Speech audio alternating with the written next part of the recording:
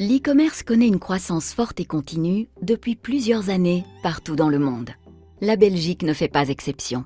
En 2022, le commerce en ligne a augmenté de près de 25%, représentant 14,7 milliards d'euros. Cette croissance est une opportunité majeure à saisir pour nos entreprises. Le programme Digital Commerce de la stratégie numérique Digital Wallonia est là pour aider les entreprises régionales à saisir cette opportunité. L'objectif du programme est d'aider les commerçants, les TPE, les professions libérales, les acteurs du tourisme et de l'ORECA à réussir leur transition digitale tout en réduisant leur fracture numérique. Au travers de multiples actions, webinaires, événements sectoriels de sensibilisation, ateliers de formation, speed coaching, le programme Digital Commerce aide les entreprises à offrir une expérience d'achat digitale comparable à celle des grands acteurs de l'e-commerce. Digital Commerce se décline en 4 axes majeurs dont la sensibilisation et la formation des TPE en digital marketing, l'accélération de l'adoption de l'e-commerce grâce au diagnostic de maturité numérique DigiScore et aux aides financières liées au chèque entreprise. Depuis 2016, au total, ce sont pas moins de 8700 entreprises qui ont été sensibilisées et formées grâce à Digital Commerce. Plus d'informations sur digitalwallonia.be/commerce. Mesdames, Messieurs, bonsoir, soyez les bienvenus pour ce nouveau webinaire que le programme Digital Commerce a le plaisir de vous proposer. Aujourd'hui, on va parler de cybersécurité et comme vous le voyez dans le titre, on va reprendre les bases justement de cette cybersécurité, les essentiels. Bien évidemment, ça va de comment distinguer une tentative de phishing à comment gérer ses mots de passe pour qu'ils soient forts et efficaces. Reconnaître, oui, vraiment des tentatives d'attaque finalement contre vous et comment sécuriser vos données. Enfin voilà, c'est un peu un large éventail qu'on vous propose ce soir en compagnie d'Alexandre qui est déjà là dans la salle. Mais avant de présenter Alexandre, ben, on va peut-être faire un petit tour du côté de la plateforme qu'on utilise, Zoom. Vous avez un chat où vous êtes déjà quelques-uns à nous dire bonsoir à l'image de Marie-Laure, que je salue, et toute l'Ardenne et Nafréture particulièrement. Je vois Félix qui est là, Muriel, Michel, Evelyne. Donc voilà, bonsoir à toutes et tous, soyez bienvenus. N'hésitez pas à faire vivre ce chat, il est vraiment là pour ça. On vous mettra plein de liens aussi qui seront utiles pour vous dans ce chat grâce à l'aide de Sandra notamment. Donc voilà, n'hésitez vraiment pas à le faire vivre. Et par contre, si vous avez des questions pour notre ami Alexandre, mettez-les dans le petit onglet Q&R. Donc c'est l'onglet avec le petit point d'interrogation. Beaucoup plus facile pour nous de nous retrouver en ce qui est une question pour Alexandre ou si c'est une question, par exemple, que vous adressez à Sandra dans le chat. Donc voilà, c'est notre petite popote interne, ça finalement. Et puis bon, on aime bien vous faire participer un petit peu et je viens d'ajouter un petit sondage justement. Donc allez dans l'onglet sondage quiz, donc c'est deux petits histogrammes, juste pour voir comment ça fonctionne. Je vous demande, est-ce que vous avez déjà été visé par une attaque informatique? Tiens, je viens de rajouter ce petit onglet, Alexandre, justement. Je pense que tu ne t'y attendais pas à cette question-là. Mais comme ça, au moins, vous testez chez vous ce petit onglet sondage et je donnerai les réponses à Alexandre tout à l'heure, que je vais inviter à se présenter. C'est un peu, je l'appelle le Jamy de la cybersécurité, notre ami Alexandre, parce qu'il a les mêmes lunettes et surtout, il arrive à très bien vulgariser cela. C'est pour cela qu'on a fait appel à lui ce soir. Bonsoir Alexandre. Bonsoir Adrien et bonsoir à tous. Je suis très content d'être là. On va s'amuser. Enfin, vous allez voir, vous allez apprendre des choses et ça va être facile. Alors, Alexandre, tu es, comme je te l'ai dit, un bon Jamy de la cybersécurité, mais tu travailles effectivement parmi les grands acteurs de la cybersécurité en Belgique. Tu as ce rôle de prévention. Il vaut toujours mieux prévenir que guérir. Et c'est là que tu interviens. Effectivement, alors je vais justement partager mon écran et vous allez voir un petit peu, hop, de quoi on parle aujourd'hui. Donc, tac, me voilà. Alors voilà, très jolie photo d'ailleurs, merci. Euh, donc, je suis moi, en fait, je suis le bon, un peu déconnect, mais c'est pas grave, le podcasteur fraude et cybersécurité en Belgique, avec deux podcasts. Un qui s'appelle Le Fraudeur, le Hacker et vous, qui est en fait destiné à tout le monde, à vous en fait, à vous, vos parents, vos enfants, où j'explique toutes les semaines avec des petites vidéos, c'est aussi en audio, ce qui se passe, à quoi je dois faire attention, quelles sont les nouveautés en ce moment, par exemple, les achats en ligne, hein, les Cyber Monday, c'est aujourd'hui, Black Friday, c'était hier, à quoi je fais gaffe, histoire que vous sachiez à quoi vous attendez, évitez de tomber dans le piège des fraudeurs. Alors évidemment, c'est pas par là que j'ai commencé. J'ai commencé il y a maintenant 15 ans dans la lutte antifraude chez ING Belgique. Et donc moi, je gère l'équipe qui sensibilise tous les clients. Mais je travaille aussi avec Web. On va en reparler de Web. Et puis avec, bon, la Cybersty Coalition, c'est peut-être pas ce qui vous intéresse le plus, mais en fait, c'est une association belge et c'est une très chouette association qui regroupe le secteur privé, le secteur public et le secteur académique où on bosse ensemble pour mieux protéger la Belgique parce qu'on va le voir dans une minute. On fait face à des fraudeurs et des cybercriminels qui sont de plus en plus nombreux et de plus en plus ingénieux. Il faut qu'on se protège. Voilà. Effectivement. Et d'ailleurs, en termes de protection, je vais mettre fin au sondage, il y a quand même 60% de notre audience qui nous ont dit, bah oui, j'ai déjà été visé par une attaque. 25% nous dit non. Il y a toujours, j'aime bien mettre ce choix de réponse, je ne sais pas, parce que souvent, Alexandre, tu pourras le confirmer, parfois on a été attaqué, on n'en sait même rien finalement. Effectivement. Effectivement, et c'est des choses que l'on voit alors beaucoup aussi au niveau des organisations professionnelles, mais il y a eu une fuite de données et on s'en rend compte quand nos clients, nos utilisateurs disent mais comment est-ce qu'ils ont trouvé ces données? C'est pas possible. Là. Et en fait, nous, on ne s'était pas rendu compte. Donc effectivement, ça peut aussi arriver. Maintenant, je l'ai dit, on va pas révolutionner la roue aujourd'hui. Ce dont on va parler aujourd'hui, ce sont les grands principes, les choses simples. Et d'ailleurs, restez jusqu'au bout parce que à la fin, je ferai un petit résumé avec mes conseils principaux. Si vous dites, ouh là là, mais attends, il y avait beaucoup aujourd'hui, vous pourrez de toute façon retourner vers ce webinaire et vers ces informations. Mais vous aurez aussi à la fin les grands principes, les grands conseils, les 4 grands conseils que je vous conseille de faire et qui, pour être très honnête avec vous, ça va vous prendre 1 heure pour mettre ça en place. Et après, vous savez quoi? C'est fait et c'est fini. Donc, asseyez-vous, accrochez votre ceinture et on va y aller. Surtout que c'est un peu le moment des bonnes résolutions, qu'on se Ah dit oui, finalement, tiens, l'année se termine dans un peu moins d'un mois. Qu'est-ce qu'on peut avoir comme bonne résolution? Ben, déjà, sécuriser votre vie en ligne, c'est une très bonne résolution. Et donc, on a un absolument. objectif bien précis ce soir, d'ailleurs, qui rejoint cette bonne résolution. Exactement. Et je l'ai mis en rouge, des conseils simples, parce que c'est ça qu'on va faire. On n'est pas là pour faire de vous des grands cybercriminels, on est là pour que vous fermiez toutes les portes une fois, et après vous serez tranquille. Et d'ailleurs, à ce sujet, ben, je viens de vous ouvrir un petit sondage. À votre avis, en suivant les conseils d'aujourd'hui, vous allez augmenter votre sécurité de 20%, 50%, 80% ou 100%. Donc, répondez à ce petit sondage. Donc, je rappelle, le lien pour aller vers le sondage, c'est vraiment le petit bouton en bas, le petit histogramme sondage et quiz. Et là, vous avez accès pour simplement cliquer sur votre choix de réponse.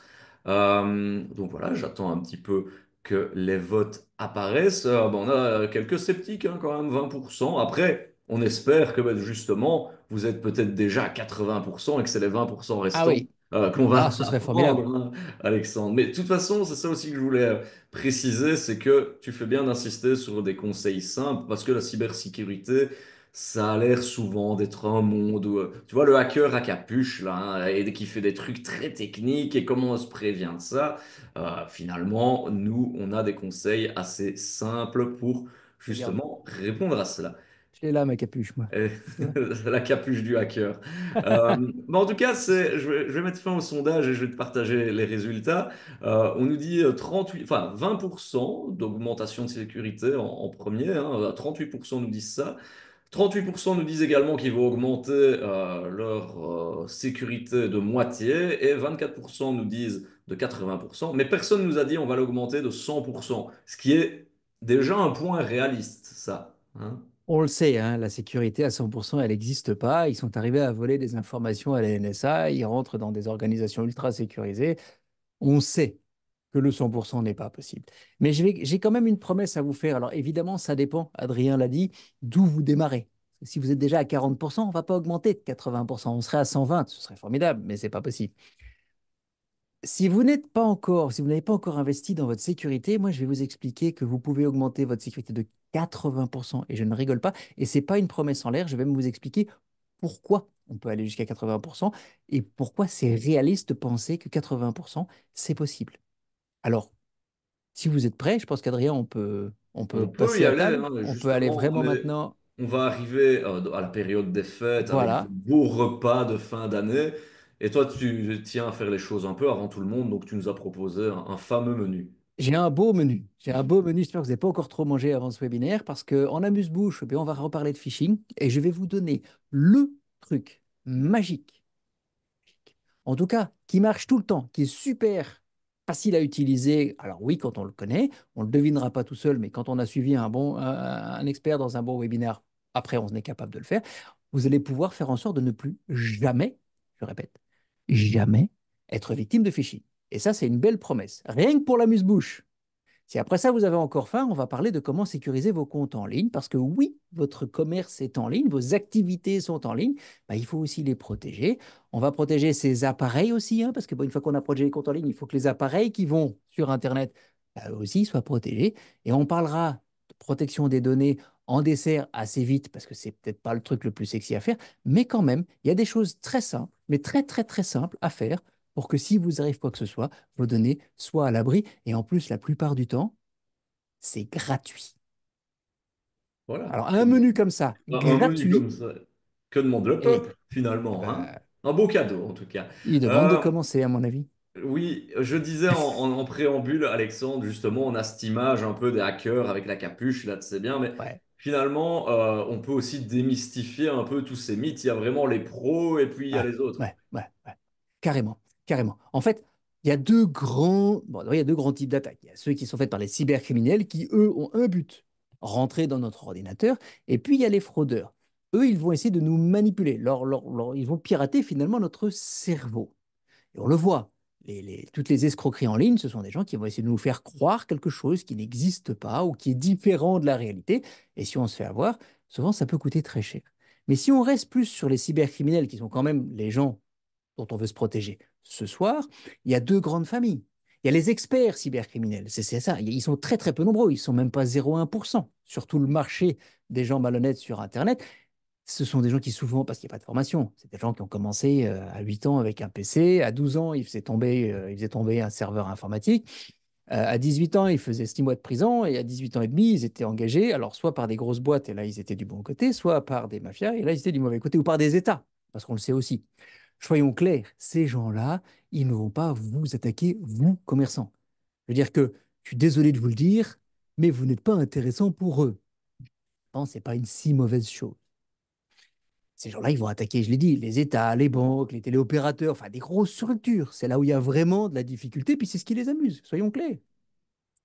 Seulement à côté de ça, et ça c'est le côté un peu moins marrant, il y a ce que moi j'appelle les opportunistes. Alors, ils seraient très fâchés s'ils m'entendaient dire ça, mais c'est vrai, parce que ce sont des gens qui n'ont pas de réelles connaissances. On l'a vu, d'ailleurs, le FBI, en 2021, a dit, c'est la première partie de l'écran à gauche, ils ont vu vraiment, en 2021, ils ont vu comment dire, une migration entre ce qu'on appelle la cybercriminalité hors ligne, donc dans la vraie vie, ceux qui vendent de la drogue, volent des voitures, braquent des maisons, etc., ceux qui sont des criminels dans la vie, vers la criminalité en ligne, et donc la cybercriminalité. Et c'est vrai que c'est c'est pas si compliqué en soi. On va le voir juste après. Pourquoi? Parce qu'il y a de l'aide partout, mais surtout, c'est beaucoup moins dangereux. Je veux dire que si vous faites arrêter par la police et que vous avez une arme dans votre poche ou un paquet de drogue, bah, ça va mal finir pour vous. En tout cas, cette nuit-là, vous ne la rentrerez pas chez vous. Mais s'il y a une clé USB avec un virus dessus, même si c'est le virus le plus dangereux du monde, vous risquez rien. Ils vont jamais la tester, ils vont jamais voir ce qu'il y a dessus. Donc en gros, ils se font moins embêter avec ce qu'ils font, j'ai envie de dire. Et puis ils sont loin. Ils sont loin et ils peuvent surtout venir de partout. Et ça, c'est la deuxième chose que le FBI a dit. Il y a aussi cette migration de cybercriminels, d'opportunistes, hein. C'est des petits cybercriminels des États-Unis vers l'Europe. Pourquoi? Pas pour deux raisons. D'abord parce que l'Europe, on reste encore morcelé.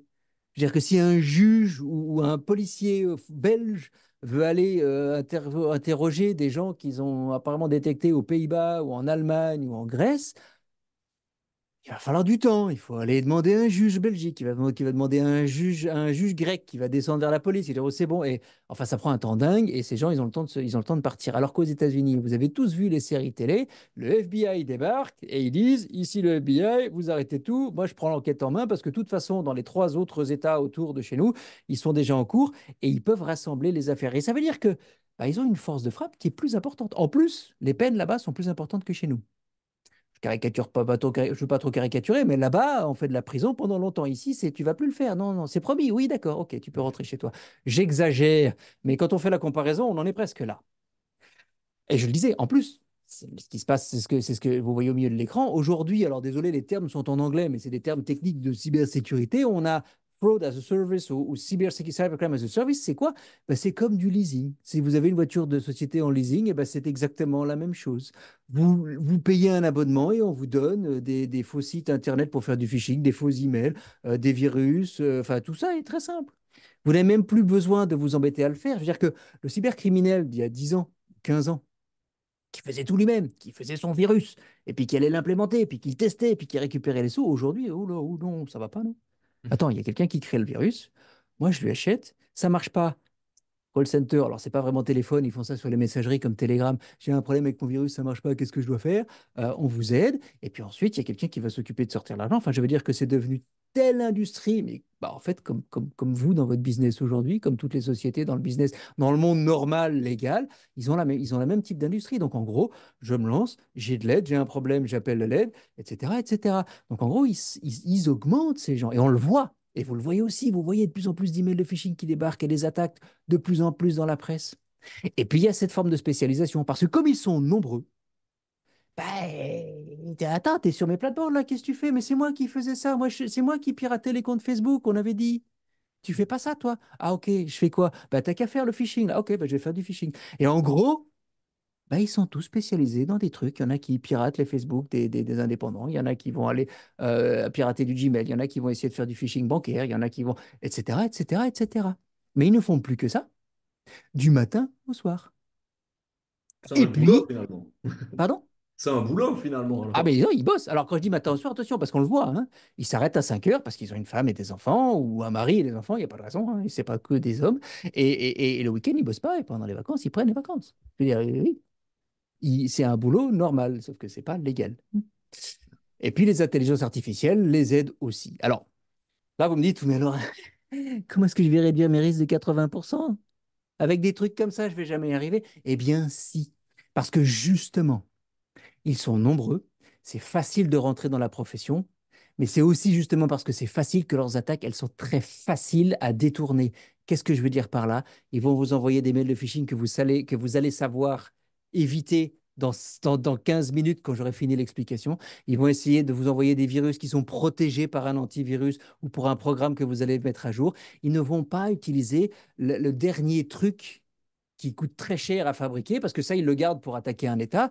Ils ont des choses qui sont très simples. Et résultat, si vous mettez les protections en place de base, et on va les voir aujourd'hui, hein, c'est vraiment simple, ben, en gros, ça passe plus. Et j'ai l'habitude de dire, quand je vais voir des clients, je dis, mais comment est-ce que je peux être sûr d'être bien protégé? Je dis, ben, la première chose que tu dois faire, c'est d'être plus protégé que ton voisin. Parce que ces gens, ils sont pas très forts, ils n'ont pas énormément de possibilités, ils envoient des attaques en masse, et si ça rentre pas chez toi, ils vont juste aller chez celui chez qui ça rentre. Et c'est tout. Et c'est un peu ballot, mais c'est comme ça que ça fonctionne aujourd'hui. En pratique, c'est ce qu'on voit. Alors, je veux juste faire encore un tout petit aparté sur les intelligences artificielles, parce que malgré tout ça, il y a, moi j'ai un rêve. Je sais pas si vous avez entendu, il y a un garçon, je ne sais plus comment il s'appelait ce monsieur qui a commencé par I have a dream. Ça vous dit quelque chose? Ça me dit quelque Eh chose, bien, ouais. eh bien, moi aussi, j'ai un rêve. J'ai un rêve du jour où toutes ces intelligences artificielles dont vous voyez les noms à l'écran maintenant vont nous protéger. Alors, le chat GPT, tout le monde le connaît. Le Copilot, peut-être que vous ne savez pas tout à fait ce que c'est celui de Microsoft. Le Gemini, c'est celui de Google, qui c'est surtout sur les téléphones Android. Et Apple, bah Apple, c'est Apple. Ça, c'est facile, c'est marqué dessus. Imaginez un monde demain, et demain peut arriver vite, parce qu'on le voit, ces intelligences artificielles, elles arrivent vite, on les voit le développement. Imaginez demain ces intelligences artificielles qui vont regarder ce qu'on fait, qui, si possible, tournent en local. Hein, les gars, n'allez pas mettre mes informations partout, mais Apple. est en train de mettre ça en place. Les autres vont suivre parce qu'il y aura une telle compétition qu'ils ne voudront pas être laissés en arrière. Dire, oh, toi, tu utilises mes données. Non. Imaginez demain un monde où quand vous recevez un mail de phishing et que vous allez appuyer dessus, votre intelligence artificielle personnelle vous dit non, non, non, non, non, je ne te laisse pas aller sur ce site, il est frauduleux. Et en plus, il vous explique pourquoi. Imaginez un monde demain où vous avez vu une pub sur Facebook qui vous dit, mais tu sais que tu peux gagner 8 000 € sans rien faire chaque jour, c'est sans risque.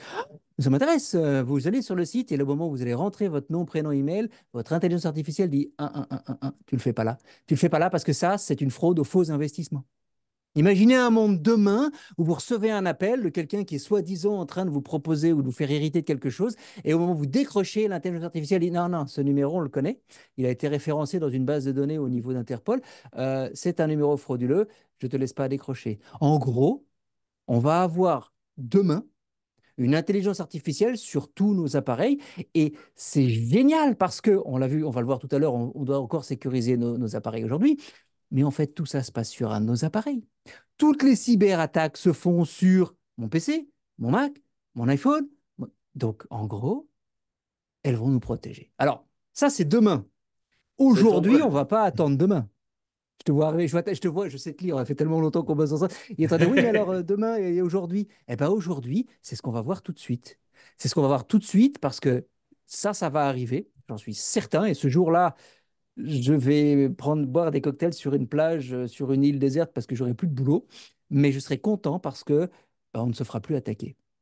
Eh ben, c'est bien. Voilà. On y croit, en tout cas, on espère. Oui, Mais avant de te mettre à la pension, quand même, hein, n'allons pas trop vite en besogne. Hein. T'as encore un peu de travail, il n'y a notamment pas ce encore de soir. paille, il y a des petits parasols, là, c'est encore de l'eau, tu vois. Mais c'est que de l'eau pour l'instant. Eh bien, on va voir un petit peu. On va commencer notre menu du jour avec l'amuse-bouche. Et tu l'as dit, hein, tu l'as très bien vendu, ce fameux truc pour ne plus se faire avoir. Parce que c'est vrai qu'avant, finalement, les attaques, on voyait, on recevait un mail de phishing dans notre boîte aux lettres. Ouais, Les trucs qu'on voit généralement, c'est l'orthographe qui fait défaut, par exemple. exactement. Et c'est vrai, et quand on veut se protéger contre le phishing, tu l'as vu, il y a 3 trucs dont on entend toujours parler, partout. Vous faites une recherche sur Internet, vous allez sur Google, comment je me protège contre le phishing, vous allez voir l'orthographe. Et c'est vrai, je veux dire que pendant des années, les mails étaient écrits, enfin, on a l'impression qu'ils écrivent avec leurs pieds, enfin, c'était pas du français, c'était pas de l'anglais, c'était illisible. Oui, sauf qu'aujourd'hui, je l'ai dit, ils ont des intelligences artificielles. Ils ont aussi des Google Translate. Et je ne sais pas si vous avez déjà mis un texte dans un traducteur automatique, mais non seulement il traduit le texte, mais en plus il fait la correction orthographique. Ça veut dire que vous avez un texte dans la bonne langue et bien écrit. Donc effectivement, si vous allez chercher l'orthographe pour détecter le phishing, vous allez en trouver quelques-uns, mais vous n'allez pas en trouver beaucoup. Donc ça marche, mais assez rarement. Mm. Et c'est vrai qu'après, on a dit, oui, mais regarde l'envoyeur. Je veux dire que si tu reçois un mail d'Amazon qui te dit, cher client, cette superbe harpe à 4 000 € que vous avez commandée il y a quelques minutes va arriver demain, si ce n'est pas vous qui avez commandé la harpe, vous pouvez cliquer sur ce lien pour annuler la commande. Bah oui, mais d'abord, je ne joue pas de harpe. 4 000 €, mais t'es fou. Je vais jamais mettre. Non, mais non, non, clique, je clique. Avant de cliquer, si je la présence d'esprit de regarder en haut du message et je vois que l'envoyeur, c'est pas un mail qui vient d'Amazon, bah déjà, effectivement, il y a un truc qui sent pas bon. Seulement, ça marche pas si mal. C'est pas une mauvaise règle, mais je vais vous montrer un exemple. Alors attention, j'ai plusieurs exemples, vous les verrez, il y en a en flamand. C'est simplement parce que ce sont des vrais exemples de phishing. Donc, je les ai pas traduits parce que ce sont des vrais. Ça, c'est un mail de phishing du carrefour des entreprises. Ceux qui parlent un peu flamand auront fait la traduction. Donc, c'est le ministère de l'économie. Et quand vous regardez l'envoyeur, c'est bien economy.fgov.be. Ça, c'est la vraie C'est une bonne adresse adresse, ouais. email du ministère de l'économie. Mais comment se fait ben, ils ont des protections en place. Sur le coup, bon, je vous le montre parce qu'en plus, tout ça, c'est corrigé. On les a appelés quand on a vu ce mail. On a dit, attendez, les gars, ils avaient les protections, ils avaient une petite erreur dans le paramétrage. Ça va mieux. Si j'utilise cet exemple, c'est pour une raison simple. Il est possible de se faire passer pour n'importe quelle organisation ou entreprise, ce qu'on appelle du spoofing, si cette organisation n'a pas les protections en place et un bon paramètre. Vous pouvez, par exemple, si vous voulez savoir qui vous pouvez vous faire confiance, c'est votre banque. Quelle que soit la banque en Belgique, on a tous les bons paramètres. Et bien, parce qu'évidemment, on va essayer de vous envoyer un mail de votre banque en vous faisant croire que si en plus le mail, soi-disant, vient de la banque, ça devient compliqué. Donc, toutes ces protections sont en place. Donc, oui, vérifier l'envoyeur, c'est pas une mauvaise idée, ça marche assez souvent, mais pas tout le temps. Alors, on va aller chercher le truc qui marche tout le temps, parce que ça, c'est ma promesse aujourd'hui. C'est un truc qui marche tout le temps. Écoutez-moi bien. Alors attention, si vous étiez en train de regarder faire autre chose, je vais vous demander maintenant 5 minutes d'attention parce que quand on a compris, c'est pas simple, mais il faut juste vraiment trouver le truc. Je vous montre comment on fait. Voici le nom d'un site internet totalement fictif. Et vous allez voir pourquoi je l'ai écrit comme ça. Et ça a du sens. On commence par, vous lisez d'abord le HTTPS. HTTPS, c'est bien parce que ça veut dire que c'est sécurisé au niveau de l'encryption. Ça veut dire que le transfert de données entre votre téléphone et le serveur de votre opérateur téléphonique, par exemple, est encrypté. Mais ça ne fait Ça pas veut... tout. Non, exactement. Ça ne veut pas dire que le site en face, il est sûr. Les sites de phishing aujourd'hui, c'est de l'HTTPS. On peut très bien télécharger aujourd'hui un virus en HTTPS. Qu'est-ce que ça veut dire? Ça veut dire qu'il sera encrypté tout du long dans le câble et il va ressortir par votre prise de téléphone et il va aller sur votre ordinateur et il va se décrypter et puis il va vous infecter. Donc l'HTTPS, c'est bien, ça veut dire qu'il y a une encryption, que le transfert de données est sécurisé. Mais pas que le site, que, ça ne veut pas dire que le site est sécurisé. C'est pas grave. Au moins, vous savez maintenant ce que veut dire le HTTPS. Alors après, il y a, vous le lisez, le mot avant. Avant, très souvent, c'est 3 fois W. 3 fois w.bpost.be, par exemple. Ça, c'est facile. Puis on voit le nom du site.be, très bien. Et puis il y a une barre oblique toute seule là. Et puis il y a après. Et après, il y a parfois plein de choses, parfois rien du tout. Parfois, il n'y a même pas de barre oblique, mais c'est pas ça qui est intéressant. Après, c'est souvent du tagging. C'est des choses qui permettent de savoir que c'est à vous qu'on a envoyé le mail et pas à votre voisin. Comme ça, quand vous cliquez, ils peuvent vous suivre. Si vous faites un peu d'emailing dans votre commerce, vous savez un petit peu de quoi je parle avec tout ce qui est les systèmes d'emailing et le tagging des personnes à qui vous envoyez vos messages. Et ce sera le thème du prochain webinaire de la semaine prochaine, hein, d'ailleurs, l'emailing. Donc, transition parfaite. Mais Inscrivez-vous voilà! pour En plus, lundi prochain à la même heure. On c'est parlera même pas fait justement exprès. d'emailing et de newsletter. Mais je me permets de rebondir et la transition était trop belle, évidemment, Alexandre. On l'avait même pas répété celle-là. Bon, alors, je vous avais demandé 5 minutes d'attention, il vous reste 4. Attention. Vous allez chercher, pour lire sur quel site vous êtes, vous allez aller me chercher, en fait, vous laissez tomber le HTTPS, et vous allez chercher la première barre oblique que vous trouvez. S'il n'y en a pas, ça peut arriver, vous commencez de la fin. Donc, en fait, vous vous arrêtez à cette barre. S'il n'y en a pas, bah, c'est la fin. Vous démarrez, vous êtes là. Vous êtes à cet endroit, à ce moment, à cet endroit-là. Ce que vous faites ensuite, c'est que vous revenez en arrière de 2 points. Le premier, il est avant le point BE. Le deuxième, désolé, il est avant le nom du site. Voilà. C'est qu'il y a entre ce premier des 2 points, là aussi, by the way, s'il n'y a pas de point, vous commencez du début. Ce premier des 2 points et cette barre oblique, c'est le nom du site sur lequel vous allez. Alors, vous allez me dire, tu m'as demandé 5 minutes d'attention, mais je savais le lire tout de suite, ce truc-là, mon gars. Oui, ça, c'est la théorie et je l'ai simplifié exprès pour que vous ayez vraiment ça en tête. Après le HTTPS, qu'on laisse de côté la première barre oblique qu'on trouve où on commence à la fin et on remonte de 2 points. Je vous montre un exemple et après, je vais vous montrer des vrais exemples de fichiers. Et on va voir tout de suite si vous avez bien utilisé vos 5 minutes de super attention. Prenons ici un exemple. Proximus. Vous recevez un message qui vous dit, cher client, félicitations, vous venez de gagner le tout nouvel iPhone 18 Plus Max Pro Extra Top d'une valeur de 8 000 euros, parce qu'à ce moment-là, il va être aussi cher. Cliquez ici pour vous rendre dans votre espace client. Si vous regardez le lien, si vous regardez où ça va vous emmener, la même règle, on la prend. HTTPS, je laisse de côté, j'avance, je vais chercher une première barre oblique. Là, j'en ai une, donc je commence là et je remonte de 2 points.be. Qu'est-ce que j'ai au milieu? Proximus.be. Là, vous êtes sûr d'une chose, c'est que vous allez vous rendre en cliquant sur ce lien sur proximus.be ou c'est pas toujours évident, mais on s'en fiche. C'est bien le site où vous devez aller. C'est aussi bête que ça. Maintenant, je vais vous demander, après ces 5 minutes d'attention, on va bouger un peu et vous allez le faire avec vos doigts. Je m'explique. Je vais vous montrer des exemples de messages de fraude. Ils sont tous frauduleux. Donc déjà, cherchez pas. Non, non, non, ils sont frauduleux. Mais je voudrais que vous fassiez une chose. Vous allez appliquer exactement ce que je vous ai appris. Première barre oblique, si on n'a pas, je commence de la fin, je remonte de 2 points. Et vous allez me mettre dans le chat. C'est Adrien qui va le lire parce que je ne le vois pas, qui va vous donner vos réponses. Vous allez me dire quel est le site sur lequel on se rend. On va commencer tout de suite avec le premier message qui est à gauche de votre écran et qui vous dit information ING. Votre authentification ING a été bloquée en raison de tentatives de connexion suspectes. Débloquez-le via. Écrivez-moi dans le chat juste le site, c'est-à-dire si c'est bipost.be, je veux le truc, si c'est proximus.com, je veux les deux, je veux les deux éléments. Quel est le nom du site, le nom de domaine sur lequel vous vous rendez si là vous cliquez sur ce lien maintenant? Eh bien, à l'image de Samuel, mettez-le nous dans le chat. Samuel a déjà répondu et j'attends que cela Vas-y, arrive. vas-y, vas-y. Ben, on nous dit pour l'instant que c'est u.nu. Il y a une personne qui nous a dit Exactement. ING quand même. Ah oui, bah là c'est dommage, vous venez de On perdre parle 3000 euros. d'ING, mais pour la grande majorité, vous y êtes. U.nu, Exactement. c'est effectivement Vous cela. avez vu comme c'est facile?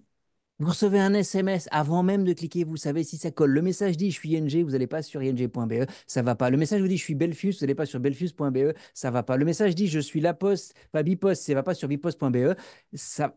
Bah, tiens, hé, vous savez quoi? Parlons de Bipost, Bipost. c'est le deuxième. Prenons le deuxième. Alors pour les dyslexiques qui ont lu Bipost, il y a écrit Bipsot. Hein. Non, c'est rigolo parce que c'est pas vous les dyslexiques, c'est votre cerveau qui fait la réconciliation. C'est les fraudeurs qui sont dyslexiques. On vous dit, votre colis a rencontré une erreur lors de la livraison. Pour confirmer l'acheminement de celui-ci, allez sur le site. Quel est le site sur lequel vous allez vous rendre si jamais vous cliquiez sur ce lien maintenant? Même chose, allez-y. Allez-y. Tout à l'heure, tu parlais d'ING. Ben, Muriel, Ouais, elle dit ce qui est une bonne pratique. Je vais sur le site de ING pour vérifier directement. Je vais très bonne idée, moi-même, je Muriel. fais ma recherche Google, ing.be, je me connecte de moi-même, comme ça au moins on est sûr. Bonne pratique. Exactement. Exactement. C'est très bien. Mais même maintenant, vous allez pouvoir gagner du temps et donc l'investir dans votre business, Muriel, parce qu'il vous faut une demi-seconde pour savoir que ce message est frauduleux sans cliquer dessus. Il suffit de savoir lire que c'était u.nu. Adrien, qu'avons-nous Ah comme ben, réponse pour le ils bipost? ont compris la mécanique, suivi-bipost.com. C'est ce qui Exactement. Vous ressort. voyez comme c'est facile? Allez, une fois qu'on sait, hein, parce que j'allais dire, oui, ça ne tombe pas des nues au départ, mais quand on a compris cette petite règle, eh bien, ça marche tout le temps. Le troisième, parce qu'évidemment, j'ai choisi les messages exprès, parce qu'ils ne sont pas tous comme ça, mais j'ai choisi les différents cas de figure. Vous avez quand même vu que ce bipost ou bipsot, il est particulier, parce qu'on vous dit, vous devez confirmer l'acheminement, et vous allez sur un site qui est suivi-bipost. C'est quand même un peu tricky, vous le savez. Le site de la Poste en Belgique, c'est bipost.be. Mais là, on pourrait douter. Et d'ailleurs, juste après, j'ai deux exemples qui font très fort douter de Netflix. Mais d'abord, il y a le troisième. Alors, le troisième, je ne vais pas vous demander de me l'écrire, je pense que vous avez compris, mais je voulais vous montrer, c'est un cas un petit peu particulier. C'est ce qu'on appelle des Bitly. Ce sont des raccourcisseurs d'URL. Ce sont des sites qui permettent, enfin, parce que oui, Bitly, c'est un site qui permet de rediriger vers un autre. En gros, si là, vous cliquez, vous allez aller sur quoi? bit.ly, vous l'aviez trouvé tout seul. Et en fait, quand vous arrivez sur leur site, lui, il dit, c'est quoi derrière Proximus 20? Ah bah, le Proximus 20, il va là et il vous envoie sur le site là en question. Ça pourrait être celui de Proximus, pas vraiment, mais c'est celui du fraudeur. Sachez quand même que ces raccourcisseurs d'URL sont de moins en moins utilisés, certainement par les grosses sociétés. Pourquoi? Bah, d'abord parce qu'on n'en a plus besoin. Avant, on avait 30 caractères dans un SMS et 70 dans un tweet. Aujourd'hui, les limites sont, il n'y en a quasiment plus. Donc, on n'en a plus besoin de raccourcir pour pouvoir utiliser le moins de caractères possible pour le lien. Mais justement parce que quand on lit, on ne sait pas où on va, eh bien, les sociétés l'utilisent de moins en moins. Ça ne veut pas dire que c'est dangereux, ça veut dire que si jamais vous cliquez sur ça, vous allez aller voir, et on va le voir, je pense que je l'ai mis dans quelques secondes, dans la barre d'adresse de votre navigateur tout en haut, vous vérifiez la même règle. HTTPS, je le laisse côté, je cherche la barre oblique, je remonte de 2 points, et là, vous voyez si vous êtes sur le bon site. Si le logo, c'est celui de Proximus, et qu'en haut, il n'y a pas écrit Proximus, c'est un faux. Point final. Et d'ailleurs, il y a aussi des sites qui vous permettent de décrypter, entre guillemets, qu'est-ce qui se cache C'est vrai. derrière ces raccourcisseurs de liens. Donc, je vous ai mis un lien justement d'un article qui vous propose différents outils disponibles pour cela. Mais comme tu l'as dit, sachez que votre banque, par exemple, il y a un consensus, vous n'utiliserez plus jamais Non. Bitly. Non, on ne veut pas les utiliser. Ça arrive encore très rarement quelqu'un qui a oublié qu'il y avait une règle, mais ça n'arrive quasiment plus. Maintenant, prenons Netflix. J'ai deux très beaux exemples de Netflix. Tout ça est vrai, hein. J'ai rien inventé. C'est pas moi qui les ai créés pour vous faire plaisir. Ce sont des messages qui ont vraiment été reçus par des gens qui les ont envoyés à cphoneweb.be, par exemple.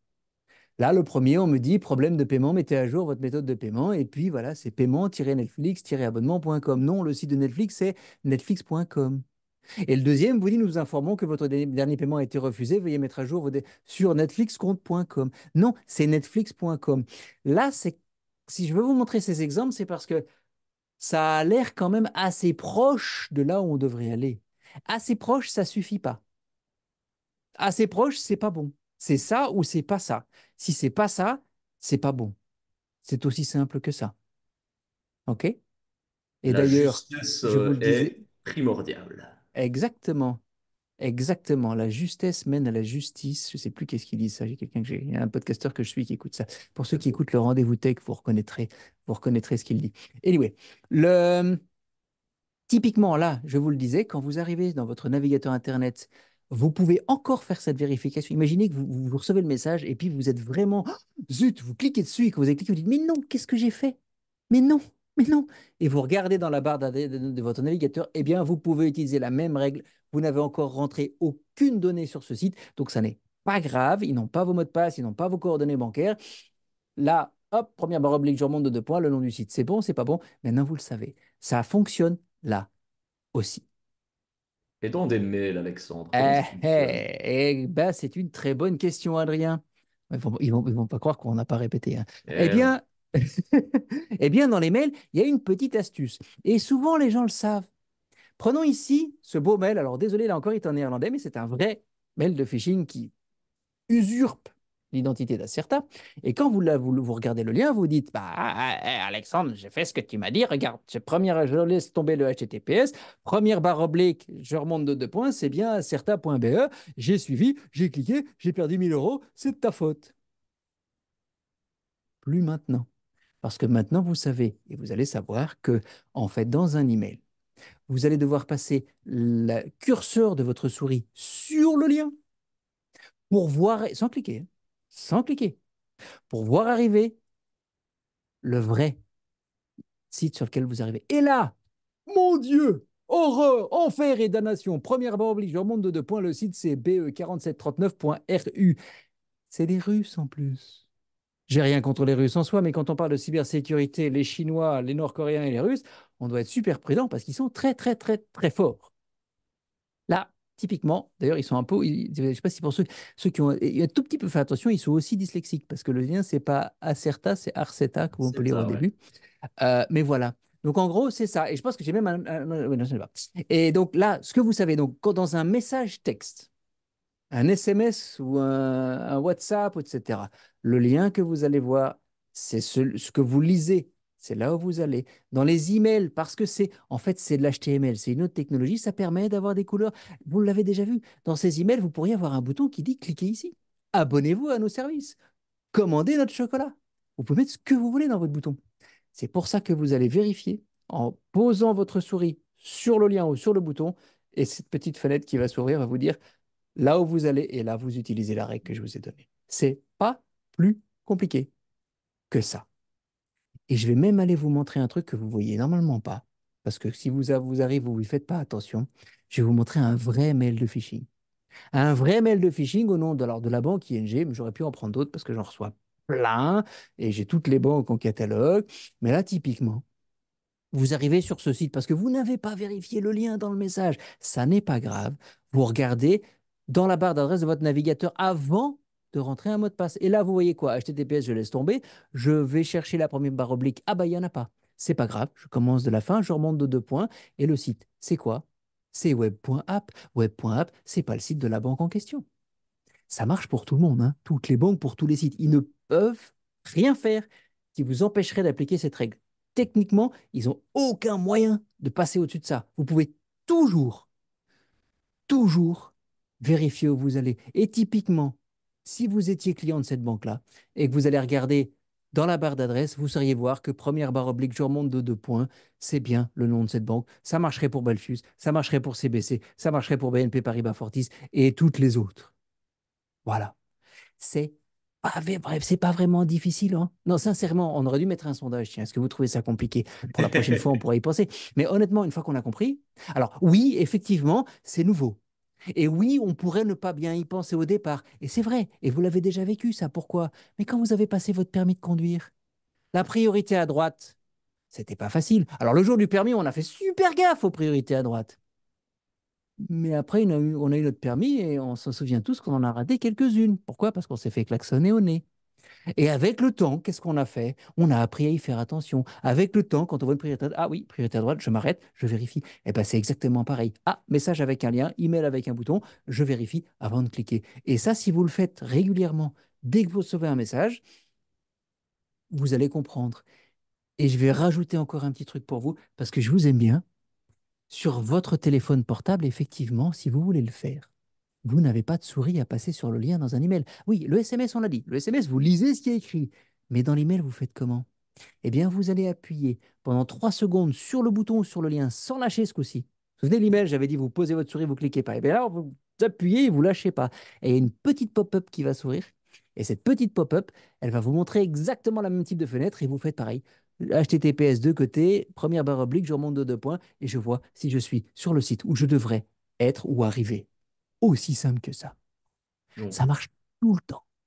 une seule règle à retenir, c'est quand même pas très compliqué, hein, tu l'as dit, on aurait pu faire le sondage. Et justement, comme on est dans une période des fêtes hein, qui arrivent, il est justement assez nécessaire finalement de faire de la prévention autour de soi parce qu'on a tous un parent, un enfant, un cousin, un oncle, une tante qui pourrait tomber dans ce panneau, qui n'a pas suivi ce webinaire et qui pourrait tomber dans le panneau. Exactement. Et ça, c'est mon cadeau de Cyber Monday pour vous. C'est le cadeau du SNI pour votre Noël. Ça, c'est le truc qui va vous aider, et c'est gratuit. C'est le truc qui va vous aider à protéger votre famille. Parce que je le sais, j'en rencontre tous les jours des gens qui me disent, mais Alexandre, si tu savais, si ma grand-mère, ma grand-tante, mes enfants tombaient sur ce message, ils cliqueraient, ils feraient pas attention.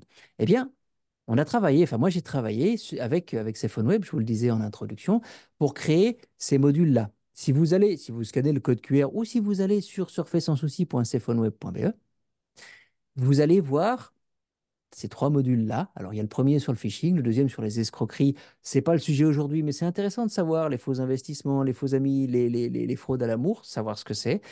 Et l'identification à 2 facteurs, on va en reparler un peu plus loin parce que celle-là, elle nous intéresse pour protéger notre commerce en ligne. Vous avez ça. C'est 10 minutes de formation avec des petites vidéos. Vous allez me reconnaître parce que c'est moi dans les vidéos. Et 5 questions à la fin. Et vous voyez si vous avez compris. L'avantage, c'est que si vous avez ou quelqu'un qui dit oui, tu sais, oh là là, j'ai reçu un truc, j'ai cliqué. Ben, tu sais quoi, j'ai un truc pour toi. Je vais te donner une formation. Et c'est sur Web, tout va bien. C'est le site du gouvernement. Utilisez-le. Franchement, ça aussi, c'est un truc que moi, je vous demande. Maintenant que vous avez compris le message, que vous savez comment ça marche, s'il vous plaît, partagez ce truc avec les autres. Parce que finalement, quand on regarde aujourd'hui ce qui se passe, c'est souvent les fraudeurs et les cybercriminels qui gagnent. Et ça, c'est pas normal. Nous, on peut, quand on sait aider les autres, eh bien, vous pouvez le faire aussi. Ouais, c'est clair qu'il y a une question d'éducation à faire, hein, ça devrait être appris à Ouais. l'école hein, finalement tout ça. Mais donc faites justement le test à votre entourage, hein, maintenant que vous savez, voir si il tomberait dans le panneau ou pas. Ça, c'était ben, pour l'amuse-bouche, hein, finalement, on a pris Oui, un mais bel apéro, un tu peu te rends compte, copieux, avec un mais amuse-bouche, le phishing, c'est fini? C'est pas ben, c'est génial, ça? simple quand même. Mais donc, après l'amuse-bouche vient l'entrée, j'imagine. Alors, on dit hein, toujours, l'amuse-bouche, il a duré longtemps, mais voilà, on est tous prêts, on s'est chauffé un petit peu. Maintenant, on va passer à sécuriser ses comptes en ligne. Exactement. Et je vais déjà vous rassurer, plus je vais avancer, plus ce sera rapide parce que j'ai mis le plus important et le plus long au départ parce que je pense que c'est là où on doit amener toute notre attention. Mais on continue effectivement avec la sécurisation de ces comptes en ligne. Alors, comptes, évidemment, je ne parle pas des comptes bancaires, je parle de vos comptes Facebook, de vos comptes Gmail, mais aussi du compte qui vous permet d'accéder à votre site Internet si vous en avez un, par exemple. Et comment est-ce qu'on sécurise ces comptes? Eh bien, avec un mot de passe d'abord, hein. Et là, vous voyez les chiffres. Alors, c'est pour la Belgique, cela. Le mot de passe le plus utilisé en Belgique, mais vous savez quoi? C'est dans le monde entier, celui-là. C'est 1, 2, 3, 4, 5, 6. Quand j'ai commencé ce métier, il y a presque 15 ans maintenant, le mot de passe le plus utilisé dans le monde, c'était 1, 2, 3, 4, 5. Alors, ça me fait plaisir, il y a une évolution. Maintenant, c'est 1, 2, 3, 4, 5, 6. Mais soyons clairs, si c'est le mot de passe le plus utilisé au monde, c'est aussi le premier qu'ils vont utiliser. Et le problème, c'est qu'ils ont ces listes. Elles sont publiques, celles que je vous montre maintenant, vous la trouvez sur Internet. Donc en gros, quand je veux pirater un compte en Belgique, qu'est-ce que je fais? Ben, je commence par essayer ces mots de passe-là parce que là où j'ai le plus de réussite, c'est évident. Effectivement. Et d'ailleurs, on aurait pu faire un petit sondage, hein, justement. Tiens, est-ce que vous avez un mot de passe qui est dans cette liste, qui est repris dans cette liste, justement, voir si vous êtes bon élève ou pas. Et d'ailleurs, bah, tu parlais justement de comment est-ce qu'ils font, hein, pour utiliser nos mots de passe, ces mots de passe qui À sont votre avis? Ouais. disponibles en ligne. À votre avis, comment est-ce qu'ils les récupèrent? Est-ce qu'ils testent les mots de passe les plus connus, comme Alexandre nous l'a montré? Est-ce qu'ils nous envoient des emails de phishing? Ils les achètent sur Internet ou est-ce qu'ils combinent finalement tout cela un petit peu en même temps? Donc rendez-vous dans l'onglet sondage pour répondre à celui-ci. Et si vous avez des questions, surtout n'hésitez pas non plus à nous les poser pour Alexandre. Il est bien évidemment là pour cela. On se fait toujours un plaisir de répondre à vos questions. Il vaut mieux répondre à une question que vous dites, bah non, c'est peut-être une bête question, je ne vais pas la poser. Et puis si Non, vous allez cliquer surtout pas. sur un lien qui est mauvais, ben voilà, c'est quand même mieux la prévention, hein, finalement, quand même. Oui, et puis je vais te dire d'expérience, parce que des formations, j'en donne beaucoup maintenant depuis un certain nombre d'années. Il y a toujours une personne qui pose une question en disant j'ai peut-être une question bête, mais je peux vous dire qu'il y a toujours tout le monde qui écoute la réponse. Hmm. Ça profite à tout le monde, effectivement. En tout cas, 70% pratiquement de notre audience nous dit ben, ils font tout ça en même temps, hein. Pourquoi pas Ben nous voilà, compiler toutes ces techniques? Simple comme évidemment, bonjour. évidemment, c'est ce qu'ils font. Et pourquoi ils s'embêteraient? Non mais franchement, comment est-ce qu'ils font? Bah, la première chose, on l'a vu. Ils vont récupérer des mots de passe. Alors, soit ils vont essayer de vous envoyer un mail de phishing, sauf que maintenant, ça marche plus. Vous savez comment on les détecte. Donc, phishing, c'est mort. Mais pour d'autres, peut-être. On récupère des mots de passe. Soit ils vont aller acheter sur Internet. Et des bases de données, il y en a plein. Enfin, je ne sais pas si vous suivez un petit peu ce qu'il y a dans la presse en ce moment, mais nos amis, collègues français, ils ont du pain sur la planche. Je veux dire, entre Free, Auchan, Intermarché, la sécurité sociale, enfin, ces dernières semaines, les hackings d'informations personnelles et données personnelles et de mots de passe et de numéros de compte, enfin, c'est devenu un sport national là-bas. Évidemment, ces informations, elles vont être utilisées contre nous. Comment est-ce qu'ils font? Bah, quand ils ont ces listes de données, et même celles que je vous ai montrées juste avant, celles avec tous les mots de passe qui sont utilisés, les plus utilisés, ils vont les rentrer dans un robot. Ce robot, ça ressemble pas à ça, hein, c'est un robot informatique, mais visuellement, ils les mettent dans un robot. Et ce robot, qu'est-ce qu'il fait? Il va se promener sur tous les sites Internet. Il va aller sur toutes les... On lui a dit, tu vas aller là, là, là, là, là, et tu essayes ce mot de passe. Et donc, il va aller sur Facebook, Instagram, Gmail, Amazon, Shopify, etc., etc. Et puis, quand il les aura envoyés, on va lui dire, ah bah voilà, il va revenir avec son petit rapport, il dit, bah voilà, j'ai fait mon boulot. Donc, les mots de passe, le mot de passe que tu m'as donné, il ouvre Facebook, mais pas Instagram, c'est bizarre, en général, ils ont le même de deux côtés, mais bon, c'est comme ça. Gmail, ça ouvre, Amazon, ça ouvre, Shopify, oui, Office, pas. Hein, ça n'ouvre pas chez Office, mais ça ouvre aussi chez Apple. Haha, ça c'est cool. Si j'ai Gmail et Apple, en général, j'ai les smartphones.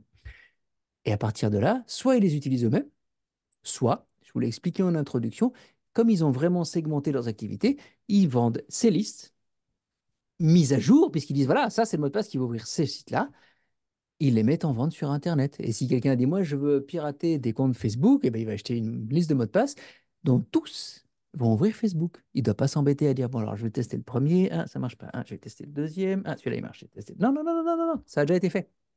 Ils ne doivent plus rien faire. C'est pas génial pour nous, ça. Et évidemment, on se dit, mais oui, mais bon, comment est-ce que ça se fait? Enfin, je veux dire, la réponse à tout ce que je vais vous dire maintenant, elle est sur l'écran. Lisez-la parce que vous savez où je vais. Mais on se dit, mais comment se fait-ce? N'est-ce pas?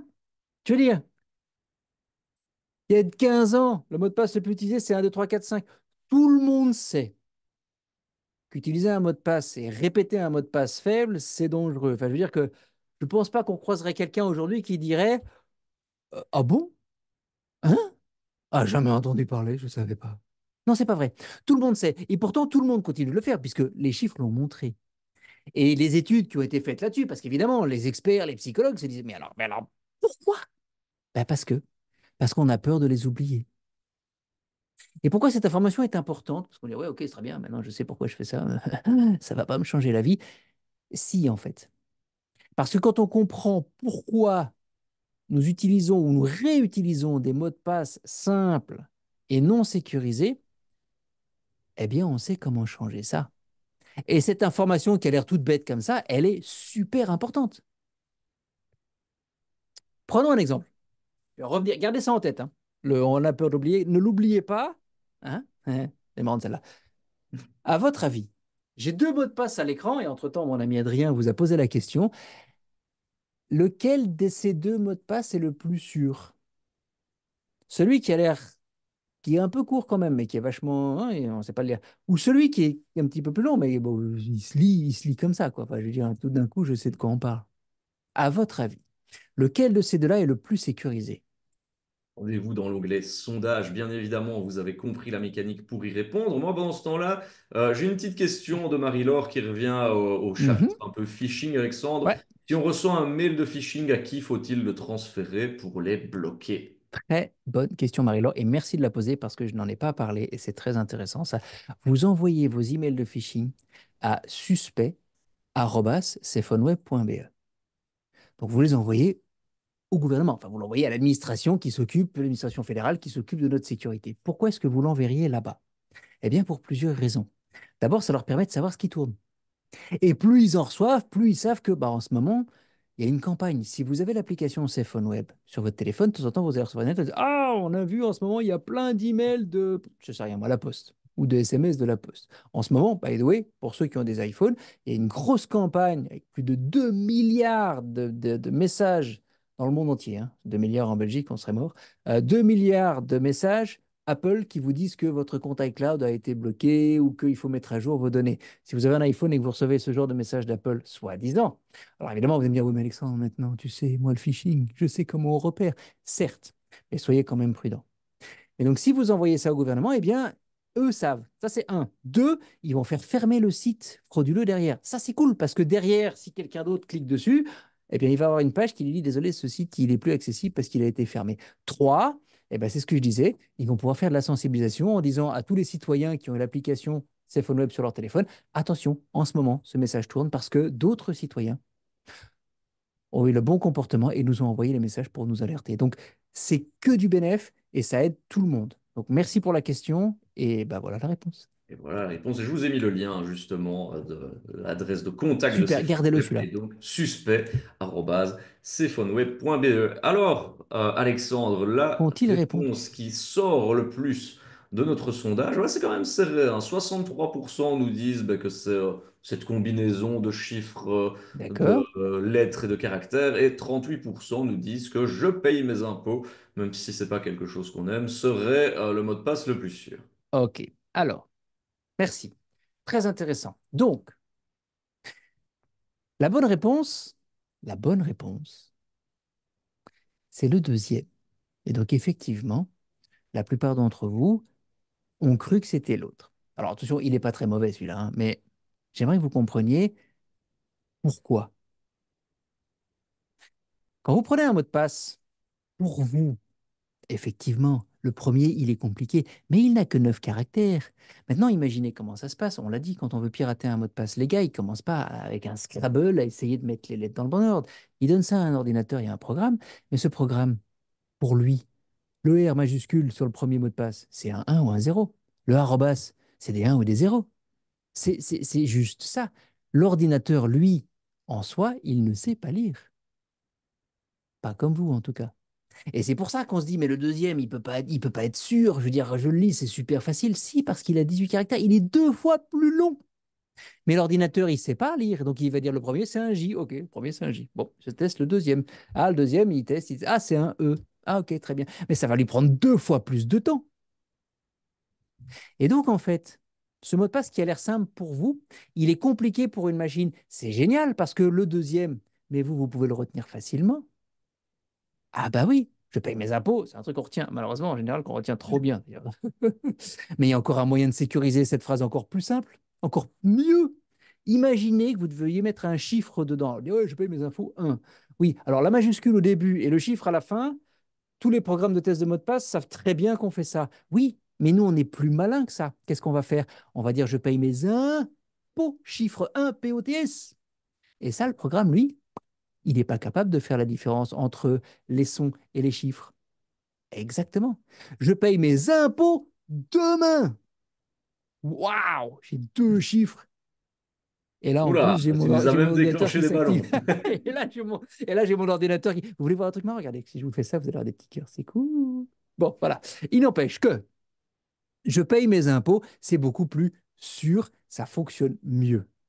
Et ça, typiquement, c'est ce qu'on appelle des phrases de passe. Ce sont des phrases, c'est votre phrase à vous, vous la choisissez pour vous. La plus longue, c'est le mieux. Les miennes, elles ont encore, en général, elles ont plus de 25 caractères, mais je n'en retiens que deux. Ah oui. Celle qui ouvre mon. Alors, ça, c'est mon compte à moi, mais mon iCloud, tout mon truc Apple, je vais la garder. Et celle qui ouvre mon gestionnaire de mots de passe. Les autres, j'ai plus de 200 mots de passe, mais je ne les connais pas. On Parce va que faire un petit point justement, d'ailleurs hein, sur les gestionnaires de mots de passe juste après. Euh, oui. pour Oh, de- je vais vous montrer un truc que je suis sûr personne ne vous a jamais montré. Parce qu'on vous dit, ouais, utilise un gestionnaire de mot de passe, c'est mieux. Oui, mais je fais comment? Eh bien, je vais vous montrer comment on l'active et je vais vous montrer comment on l'utilise écran par écran. Donc vraiment, quand je vous ai promis un truc simple, et plus je peux pas. Et avant ça, on va peut-être leur partager dans le chat le lien d'un site que tu aimes beaucoup qui s'appelle Exactement. Have I Been Pwned, qui Point vous com. permet de voir si votre adresse mail a fuité quelque part dans une perte de Exactement. données. Donc faites le petit Exactement. test finalement pour savoir si vous êtes dans le rouge ou dans le vert. Pas de panique si vous êtes dans le rouge, même s'il faut voilà, avoir changé ses identifiants, mais ça peut dater, hein, Ouais, effectivement. effectivement, mais n'empêche, voilà, c'est bon de le savoir. Parce qu'effectivement, après, tu dis, oui, Alexandre, mais tu parles de vol de données, mais comment moi je sais, on en parlait tout à l'heure en introduction avec Adrien, est-ce que je sais que l'attaque est arrivée? Parfois, c'est difficile. Mais il y a des moyens de le savoir. Comment est-ce que je peux savoir que mon email, associé à un mot de passe évidemment, est quelque part disponible dans la nature? Eh bien, il y a un site qui a été fait par un ancien de chez Microsoft, c'est un truc tout à fait sérieux, où vous ne rentrez pas votre mot de passe, hein. Ces sites où vous devez rentrer votre mot de passe pour tester sa solidité ne devraient vous donner qu'une seule réponse. Ton mot de passe n'est pas sûr parce que tu viens de me le donner. OK? Là, vous rentrez juste votre adresse email. Et quand vous aurez rentré votre adresse email, eh bien, vous aurez deux pages. La partie à gauche, c'est une page verte qui vous dit bonne nouvelle, il n'y a pas eu de problème. La page rouge qui vous dit ici, il y a quelqu'un qui a perdu ton mot de passe. Et l'avantage, c'est que quand vous descendez dans la page, eh bien, vous pouvez voir quand et quel site. Et parfois, je vais vous dire un truc, il y a des gens qui sont surpris parce qu'on dit mais comment est-ce que ce site. J'ai jamais été sur ce site, moi, ce genre de choses.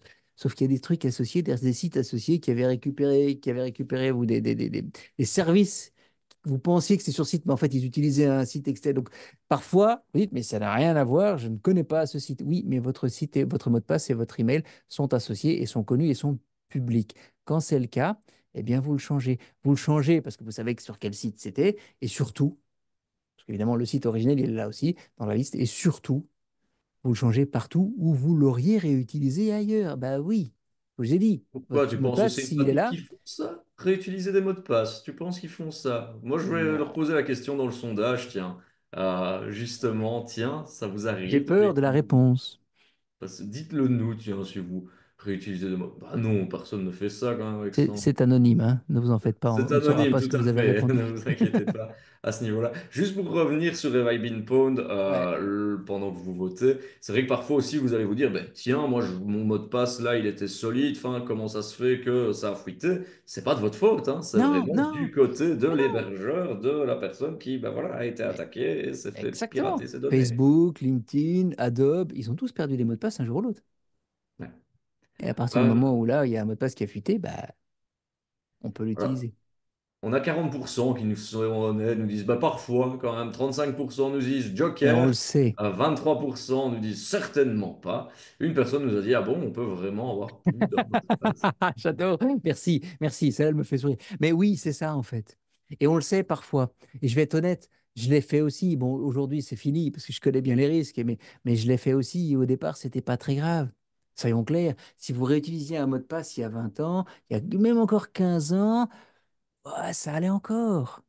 10 ans, ça commençait à être dur. Mais bon. Mais aujourd'hui, non, certainement pas. Quand on voit le nombre d'attaques, quand on voit le nombre de cybercriminels dont je vous ai parlé en introduction, on ne peut plus jouer avec ça. Alors, ça, c'est bien. Parce que c'est bien de vous dire, ah, il faut plus. Oui, mais quoi, je fais quoi? J'ai passé la nuit à changer tous mes mots de passe. Eh ben, on va le voir. Mais juste avant ça, parce que je vous expliquerai lesquels a changé d'abord. L'ordre, il y a un ordre le plus simple.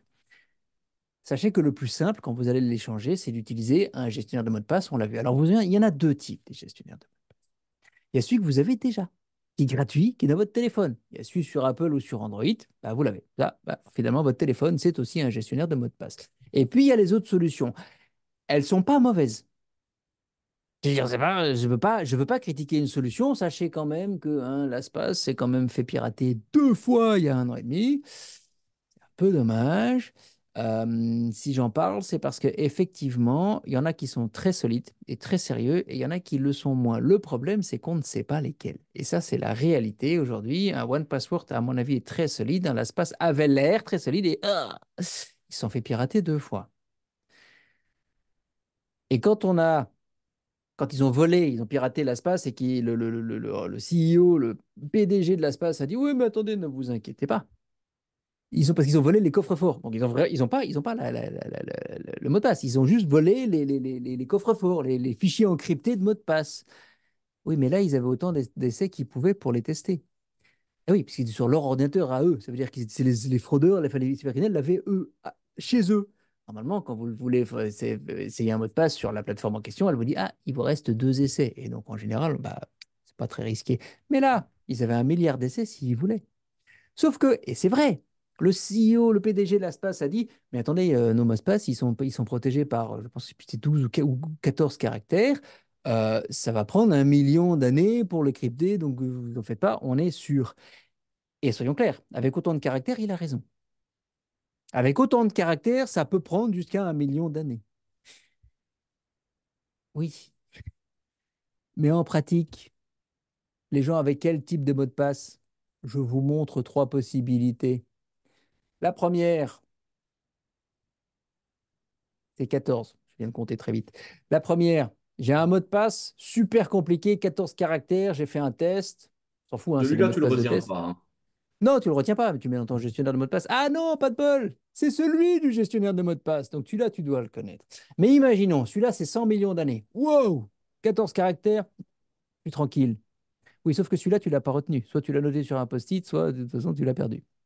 Et puis, il y a le deuxième, celui que quasiment tout le monde utilise. Alexandre 1, 2, 3. 14 caractères.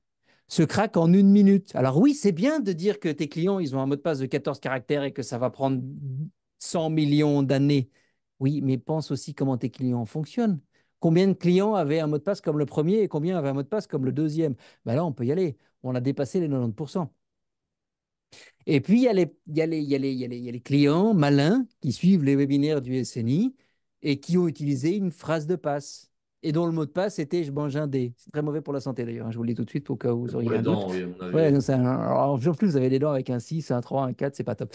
Mais ça, c'est malin, hein. Une phrase de passe, 14 caractères, combien il a dit? 52 millions d'années.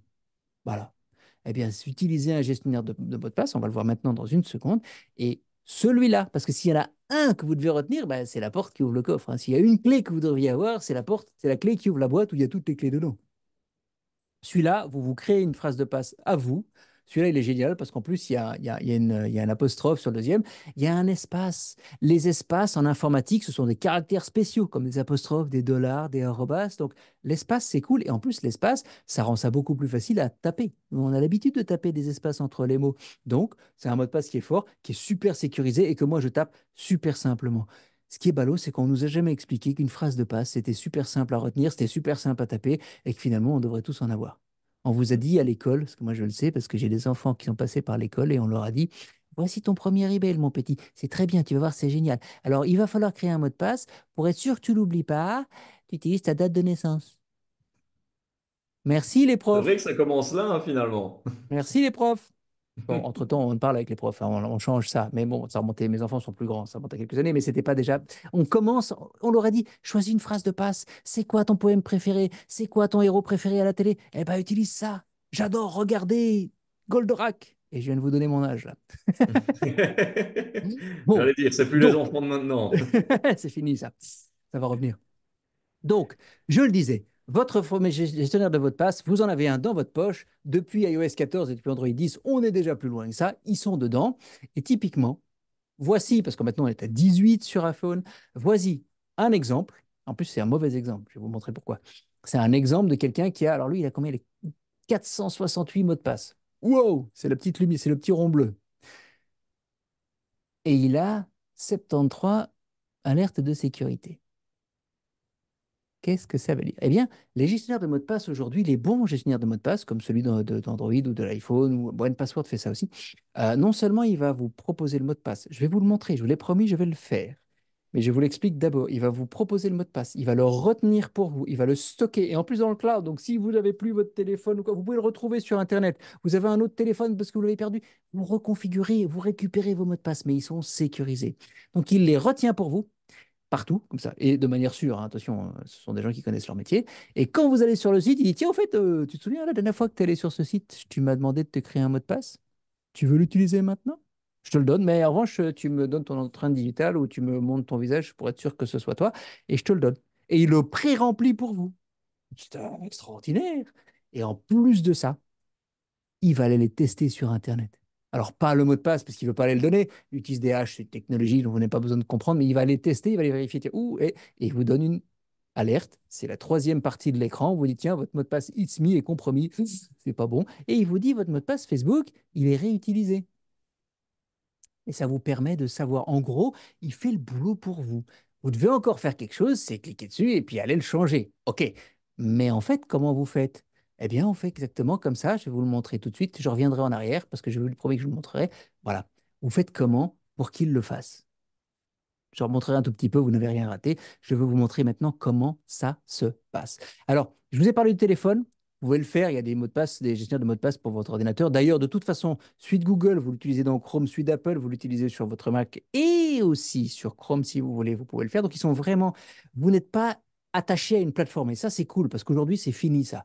Vous pouvez être sur n'importe quelle plateforme, vous pouvez récupérer vos mots de passe. On va vous demander de vous identifier avec cette phrase de passe. Je mange un dé. Vous vous souvenez? Celle-là, vous devez la retenir. Vous allez aller dans votre téléphone. On va le faire pour le téléphone.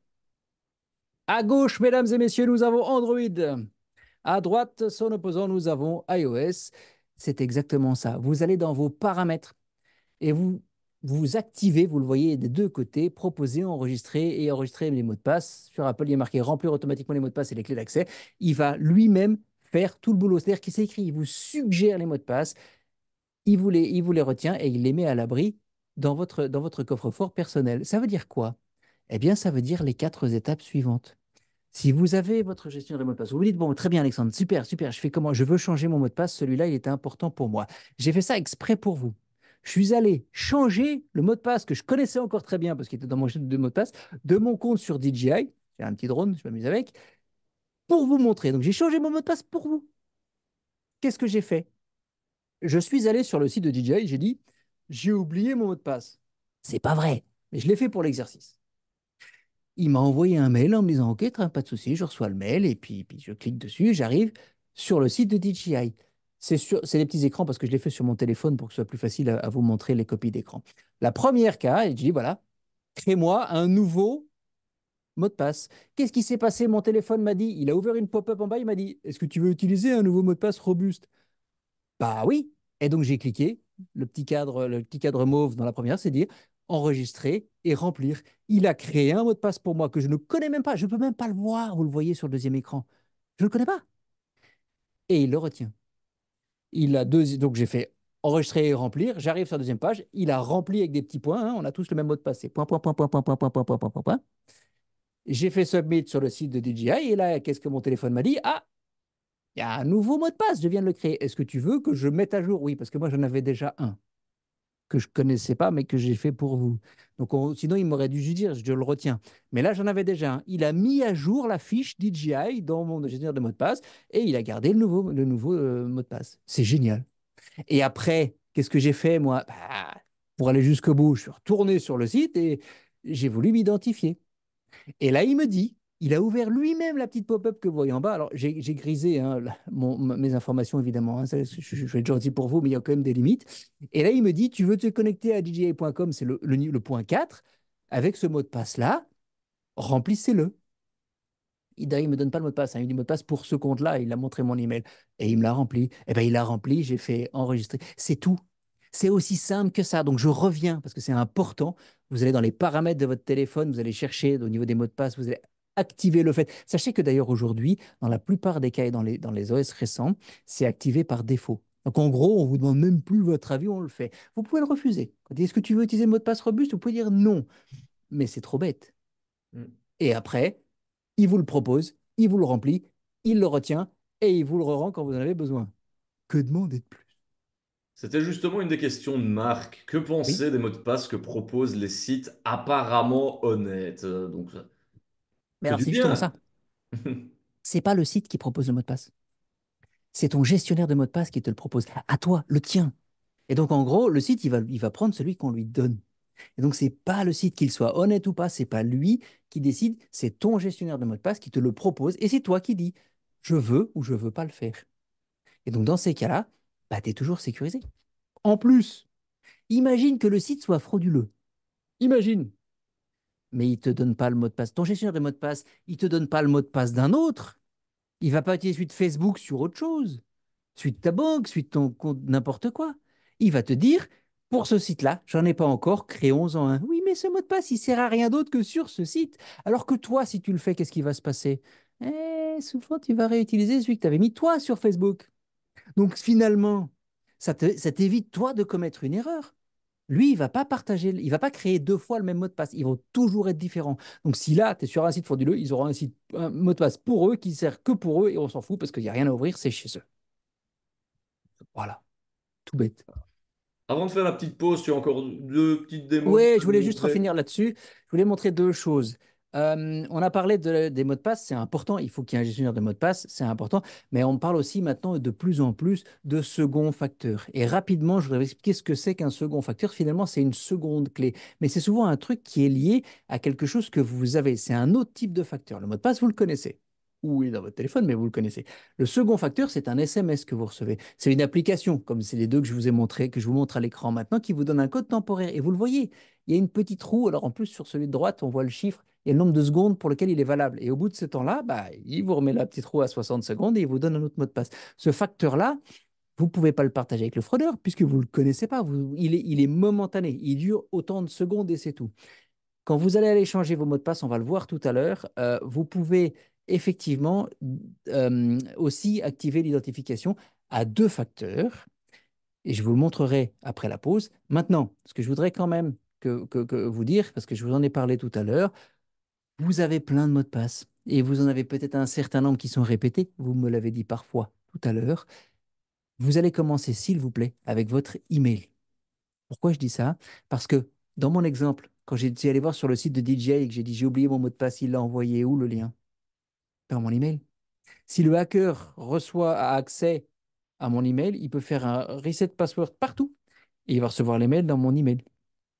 Et de là, c'est lui qui va créer les mots de passe à ma place. Et quand moi, je vais vouloir utiliser celui que je connais, on va dire non, non, c'est plus le bon mot de passe. Donc, vous commencez avec votre email. C'est la base de votre vie en ligne, c'est votre email. Tout est là. Et ensuite, vous prenez ceux que vous avez dans la liste que je vous donne, à savoir tous vos médias sociaux, Facebook, Instagram, etc. Le Gmail, je l'ai dit. Amazon, si vous avez vendu sur Amazon, aussi sur Booking.com pour ceux qui utilisent, en fait, tous les services où vous avez finalement que vous utilisez pour votre activité professionnelle, et puis Office, Apple, etc., etc. Voilà, On a je vous remonte cet des petites écran-là. questions dans le chat, pardon. Tout à l'heure, Félix nous disait qu'il utilisait Dashlane, hein, en version payante comme gestionnaire de mot de passe. Et d'ailleurs, Nicolas demandait quels sont les gestionnaires de mot de passe fiables. On l'a dit, hein, enfin, toi tu l'as montré, celui de Google, Apple, Dashlane, OnePassword, Jamie KeePass, enfin, il y en a plein. C'est un peu Exactement, suivant vos besoins aussi. Certains sont payants, d'autres sont gratuits. exact, Mais déjà, si vous utilisez ceux de Google, de votre navigateur ou d'Apple, c'est déjà exactement. très très très très bien. Absolument. Bonne réponse. Merci. Euh, Question de Marie-Laure, justement sur ces gestionnaires de mots de passe. Elle dit, mais comment faire pour que le gestionnaire de mots de passe me demande un mot de passe pour l'ouvrir, donc pour le paramétrer, hein, finalement, parce que le mien ne le demande pas. Est-ce qu'il Alors, faut genre l'activer direct, enfin, comme non. la marche à Le suivre? gestionnaire de mot de passe, il est toujours fermé avec une clé. On ne peut pas le laisser ouvert. Par définition, ils sont créés pour être fermés. Parce que s'ils sont ouverts, ils ne servent à rien. Alors, c'est juste une boîte avec des mots de passe dedans. Ce n'est pas un coffre-fort. Donc, ça ne sert à rien. Normalement, il vous demande. de moins en moins votre mot de passe. Pourquoi? Parce qu'il vous demande vos biométriques. Ce qu'on appelle les biométriques en sécurité, c'est votre empreinte digitale. Alors, la reconnaissance faciale, dans certains trucs avancés, ce sera même votre iris, mais ça, c'est pas des choses que nous utilisons, nous, en tant que personne privée. Et donc, en général, il s'ouvre avec votre reconnaissance faciale ou votre empreinte digitale. Et donc, il ne vous demande pas votre mot de passe. Mais dans les paramètres, vous pouvez lui dire, je veux que tu me demandes mon mot de passe à chaque fois. Vous allez dans votre gestionnaire de mot de passe et vous allez dans vos paramètres de sécurité. Là, vous pouvez choisir ce que vous voulez. Mais honnêtement, votre mot de passe, là, bah, si vous demande vos métriques, c'est bien. Alors, je vais rajouter un petit truc avant qu'on fasse une petite pause peut-être. Mais elle me dit, oui, mais attends, Alexandre, tu me demandes de retenir un mot de passe. OK, mais de jamais l'utiliser. Hé, je vais l'oublier. Je vais vous dire un truc. Vous le répétez à personne, ok? On va faire ça juste entre nous. Je vais vous donner un truc. Vous prenez un livre dans votre bibliothèque, n'importe lequel, mais vous savez lequel. Vous écrivez votre mot de passe sur un post-it et vous le collez en plein milieu sans dire ce que ça ouvre. Si c'est une phrase de passe, il n'y a aucune chance que quelqu'un qui veuille accéder à votre compte trouve ce mot de passe, sache ce que ça ouvre et en plus ait accès à votre gestionnaire de mot de passe. Donc, je le dis comme ça parce que si un expert en sécurité m'entend dire note ton mot de passe quelque part, il va m'envoyer, Tu vas il te va faire m'envoyer une taper sur bombe les par la doigts. poste. Mais soyons clairs, je préfère que vous mettiez ça sur un post-it sans dire ça, c'est le mot de passe de mon compte. Non, non, non, vous l'écrivez là. Et, ou même, vous prenez un bouquin, vous prenez un marqueur, vous surlignez la première phrase, c'est votre phrase de passe.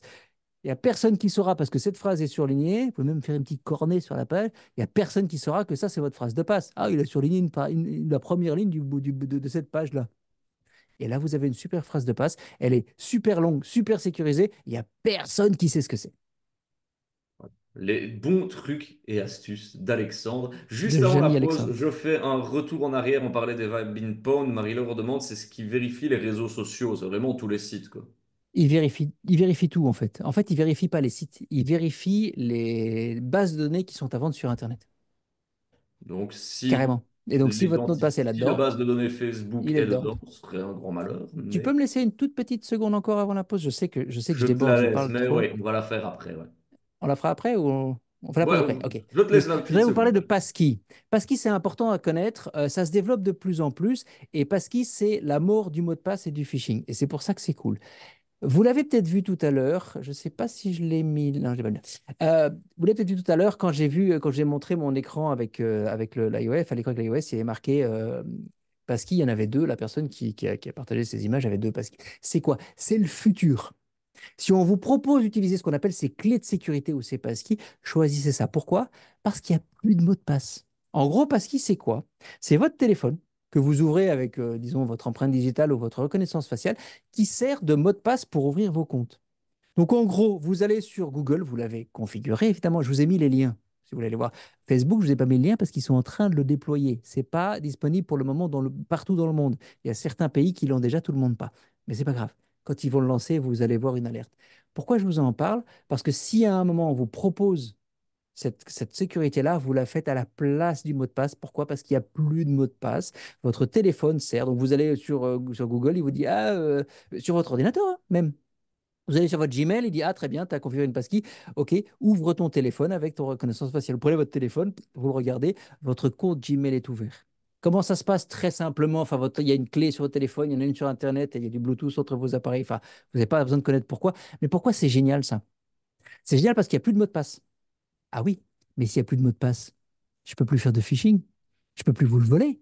Je peux plus pirater Facebook ou je ne sais pas pour votre mot de passe, puisqu'il n'y a plus de mot de passe. Et en plus, vous dites, oui, mais Facebook, il a un truc, oui, il a la clé publique. Mais en fait, on s'en fout, parce que la clé publique, elle pourrait être ouverte à tout le monde, elle ne sert à rien sans votre téléphone.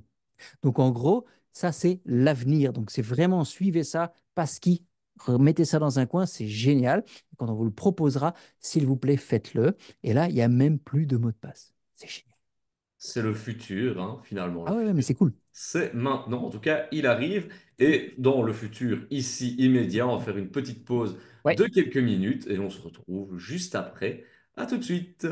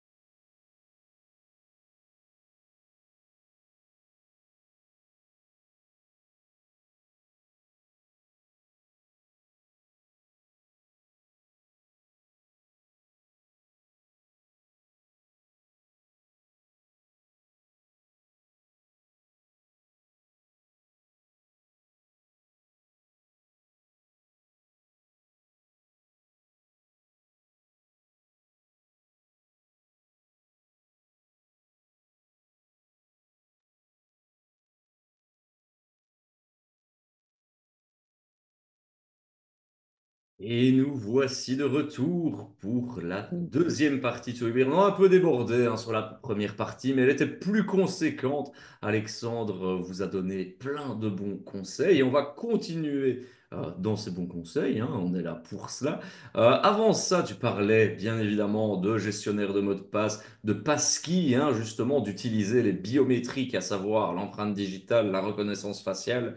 Et il y a Evelyne qui pose cette question un peu, c'est vrai que est-ce que c'est une légende urbaine ou pas qu'une photo peut remplacer la reconnaissance faciale?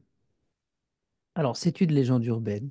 Il y a eu au tout début de la technologie, quand elle n'était vraiment pas mature, la possibilité avec parfois avec une représentation en 3D basée sur une photo.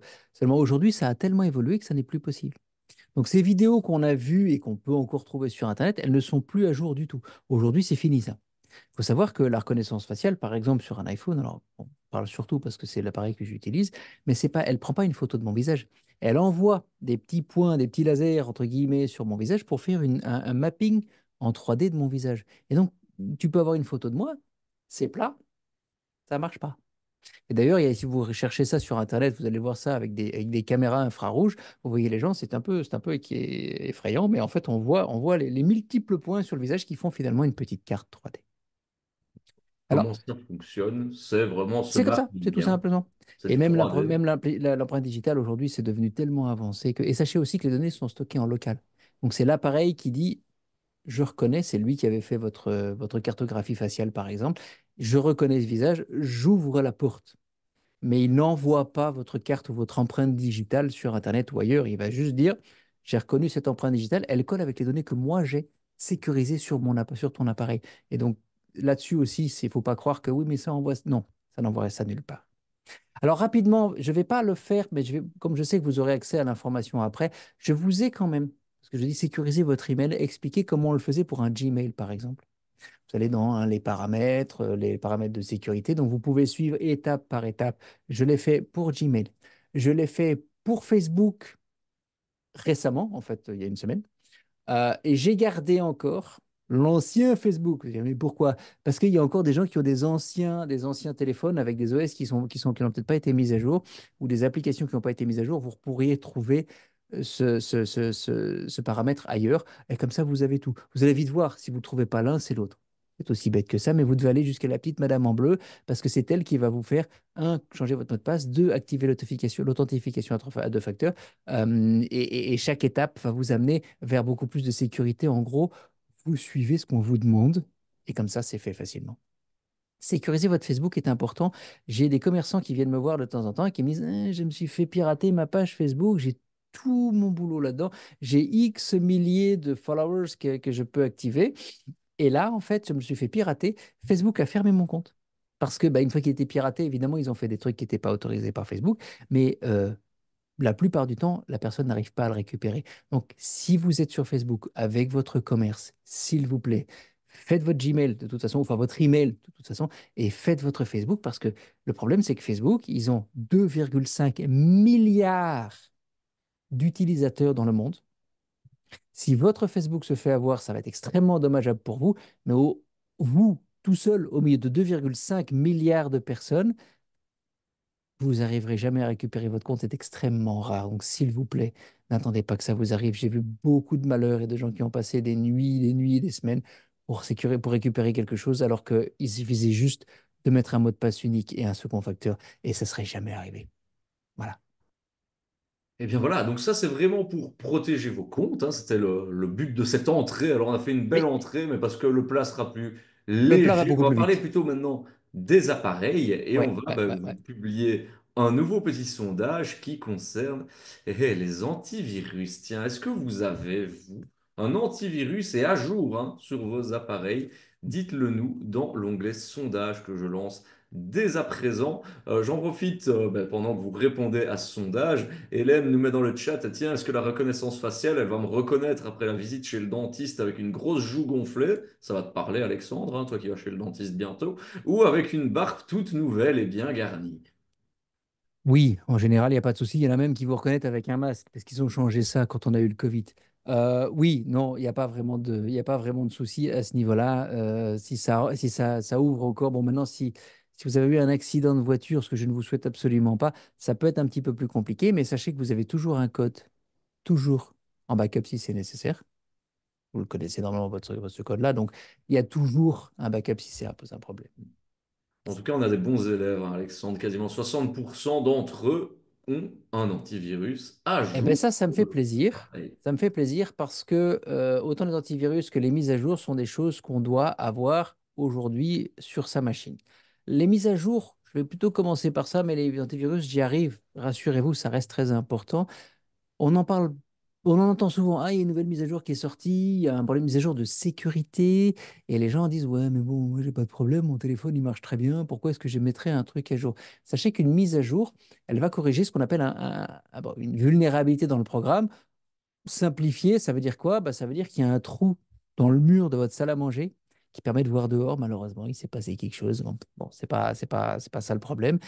Et que vous vous diriez, Boah, ça m'empêche pas de continuer à manger dans cette pièce. Je laisse ce trou, même si quelqu'un peut passer la main, attraper des choses, voire faire d'autres trucs à partir de ce trou. Non, on va faire boucher le trou. Eh bien, les mises à jour, c'est la même chose. Parce que ce qui se passe, c'est que quand il y a un programme qui n'est pas mis à jour avec nos pirates informatiques, bah, ils vont utiliser toutes ces failles de sécurité, ces versions anciennes, pour utiliser un autre robot. Ouais, ils en ont plein, les robots, ils adorent ça, parce que ça leur permet d'automatiser leur boulot, qui va aller vérifier sur votre site en disant, tiens, il utilise ce programme-là, est-ce que je peux rentrer ou pas? Et on va lui dire, non, la mise à jour est faite, les vulnérabilités connues ont été bouchées, ou ah ben oui, il utilise une vieille version de ce programme. Elle n'a pas été mise à jour parce que ça aussi, ils savent le savoir. Hein, ce sont des choses qui sont faites, enfin, qui sont visibles de l'extérieur. Et à partir de là, bah, ils vont savoir exactement comment vous attaquer. Donc, s'il vous plaît, faites vos mises à jour et faites-les automatiquement. Je vous ai promis des trucs simples. On a parlé de phishing. C'était le plus compliqué, il faut comprendre. Après, on a parlé des mots de passe. Je vous l'ai dit, vous activez ça dans votre téléphone. Et après, ça va se faire tout seul. Donc, vous le faites une fois et après, c'est votre téléphone qui vous guide. Eh bien, les mises à jour, c'est pareil. Vous les activez. Normalement, elles le sont et ils vous proposent de le faire. Vous ne les refusez pas. Vous faites vos mises à jour. Heureusement, de plus en plus, les gens le font, mais j'aime bien le répéter parce qu'on voit encore des attaques qui attaquent des programmes qui sont finalement corrigés. Ça, c'est très bête. Et l'antivirus, bah, c'est la même chose. On a parlé de nos hackers tout à l'heure, hein, vous vous souvenez? Qui sont des opportunistes. Ils utilisent quoi? Des virus connus. Pourquoi est-ce qu'ils utilisent des virus connus? Parce qu'ils sont beaucoup moins chers, ah oui, que les grands. Et deuxième raison, c'est pourquoi? Parce qu'ils marchent toujours. Pourquoi est-ce que je m'embêterais à payer très cher un truc qui marche bien, alors que pour pas grand-chose, j'ai un truc qui marche relativement bien? C'est, Ça me coûte beaucoup moins cher, je gagne plus d'argent. Moi, je suis un businessman. Oui, je suis un fraudeur ou un cybercriminel, mais je suis un businessman. J'investis 10 euros, je veux récupérer 1000 euros. Pourquoi est-ce que je devrais? Parce qu'en plus, je vais vous dire, ils vont peut-être payer leur virus 500 euros parce que c'est le top du top, mais ils vont quand même récupérer 1000 euros. Ils vont quand même vous attaquer vous. Donc, protégez-vous avec un bon antivirus et un firewall. Et là, vous n'aurez pas de souci. Alors, vous allez me dire, oui, mais lequel j'utilise? Parce que ça aussi, souvent, on me dit, oui, mais lequel? Je ne suis pas là pour faire de la pub et le marché est assez vaste. Il y a plein d'offres de différents niveaux avec des services associés. Vous allez sur le site qui s'affiche à l'écran et que peut-être Adrien vous mettra dans le chat. C'est www.avtest.org. C'est un organisme indépendant allemand qui teste toutes les solutions d'antivirus et vous trouverez celui qui vous intéresse. Il y a des gratuits très bien et il y a des payants géniaux. Regardez celui qui vous intéresse, vous, et en plus, en tant que professionnel, si vous le mettez sur votre société, vous pouvez protéger plus d'appareils, donc peut-être celui de vos enfants, de vos conjoints, parce qu'il y a des abonnements aujourd'hui qui permettent de protéger jusqu'à 4, 5, 10 appareils, ça dépend des formules et des prix, mais finalement, tout le monde en profite. Donc s'il vous plaît, faites-le. Et je vous ai mis le lien de avtest.org dans le chat, bien Exactement. évidemment. Donc faites votre petit marché, hein. Tu n'as des actions nulle part, Alexandre, je Non, pense. non, non, Donc non, voilà, il n'y non, a pas non. de Ce pub serait à très faire embêtant pour mon pour métier. l'un comme pour l'autre. Mais en parlant de pub, ben là, on vous offre, on l'a dit, hein, c'est les périodes de fête, c'est les cadeaux. Ben on vous offre 1 heure de coaching gratuite avec Alexandre. Est-ce que tu peux nous en dire plus? Alors déjà aussi, avant Exactement. cela, il y a un petit scan aussi que vous pouvez Exactement. faire sur Alors, votre ça, c'est un site. truc qui est très spécial et qui est belge. Il faut vraiment en profiter. C'est vraiment du cocorico parce qu'il y a très peu de pays qui ont ça, voire pas du tout, parce que ça coûte très cher et pour nous, c'est gratuit. En tant que professionnel en Belgique, c'est gratuit. Si vous allez sur le site de Be Cyber Safe, vous allez trouver les informations pour faire ce qu'on appelle le Quick Scan Report. C'est un scan qui va simplement scanner votre présence en ligne si vous avez un site Internet, par exemple. Ça ne fonctionnera pas si vous êtes juste sur Facebook, mais si vous avez un site Internet, eh bien, vous faites le scan. Il va aller scanner votre site. Et en fait, ça marche. C'est la même technologie pour vous en tant qu'indépendant qui avez un site de vente en ligne ou pour une banque ou pour un téléopérateur. C'est les mêmes services. Et ça, c'est gratuit pour vous. C'est génial. Et après, parce qu'effectivement, le rapport, autant il est absolument incroyable, mais c'est un petit peu technique. Vous pouvez avoir 1 heure de coaching gratuit avec moi ou avec d'autres experts, hein, c'est qui vous voulez, mais bon, si vous avez aimé ce que je fais, bah, prenez-moi, pouf, voilà, hop. Mais surtout, on va le décortiquer ensemble. Si vous avez des questions, ben, je vais répondre à toutes vos questions. Et je vais vous expliquer simplement là où vous pouvez faire des petites corrections pour éviter que votre site se fasse abusé et que finalement, bah, ça interfère dans votre business. Donc, c'est gratuit à faire, c'est assez vite hein, parce que vous ne faites rien. Vous rentrez juste vos coordonnées sur le site de Cephone Web, mais passez par BeCyber, ils expliquent tout. BeCyberSafe, ils expliquent tout. Et après, vous allez recevoir par mail votre résultat.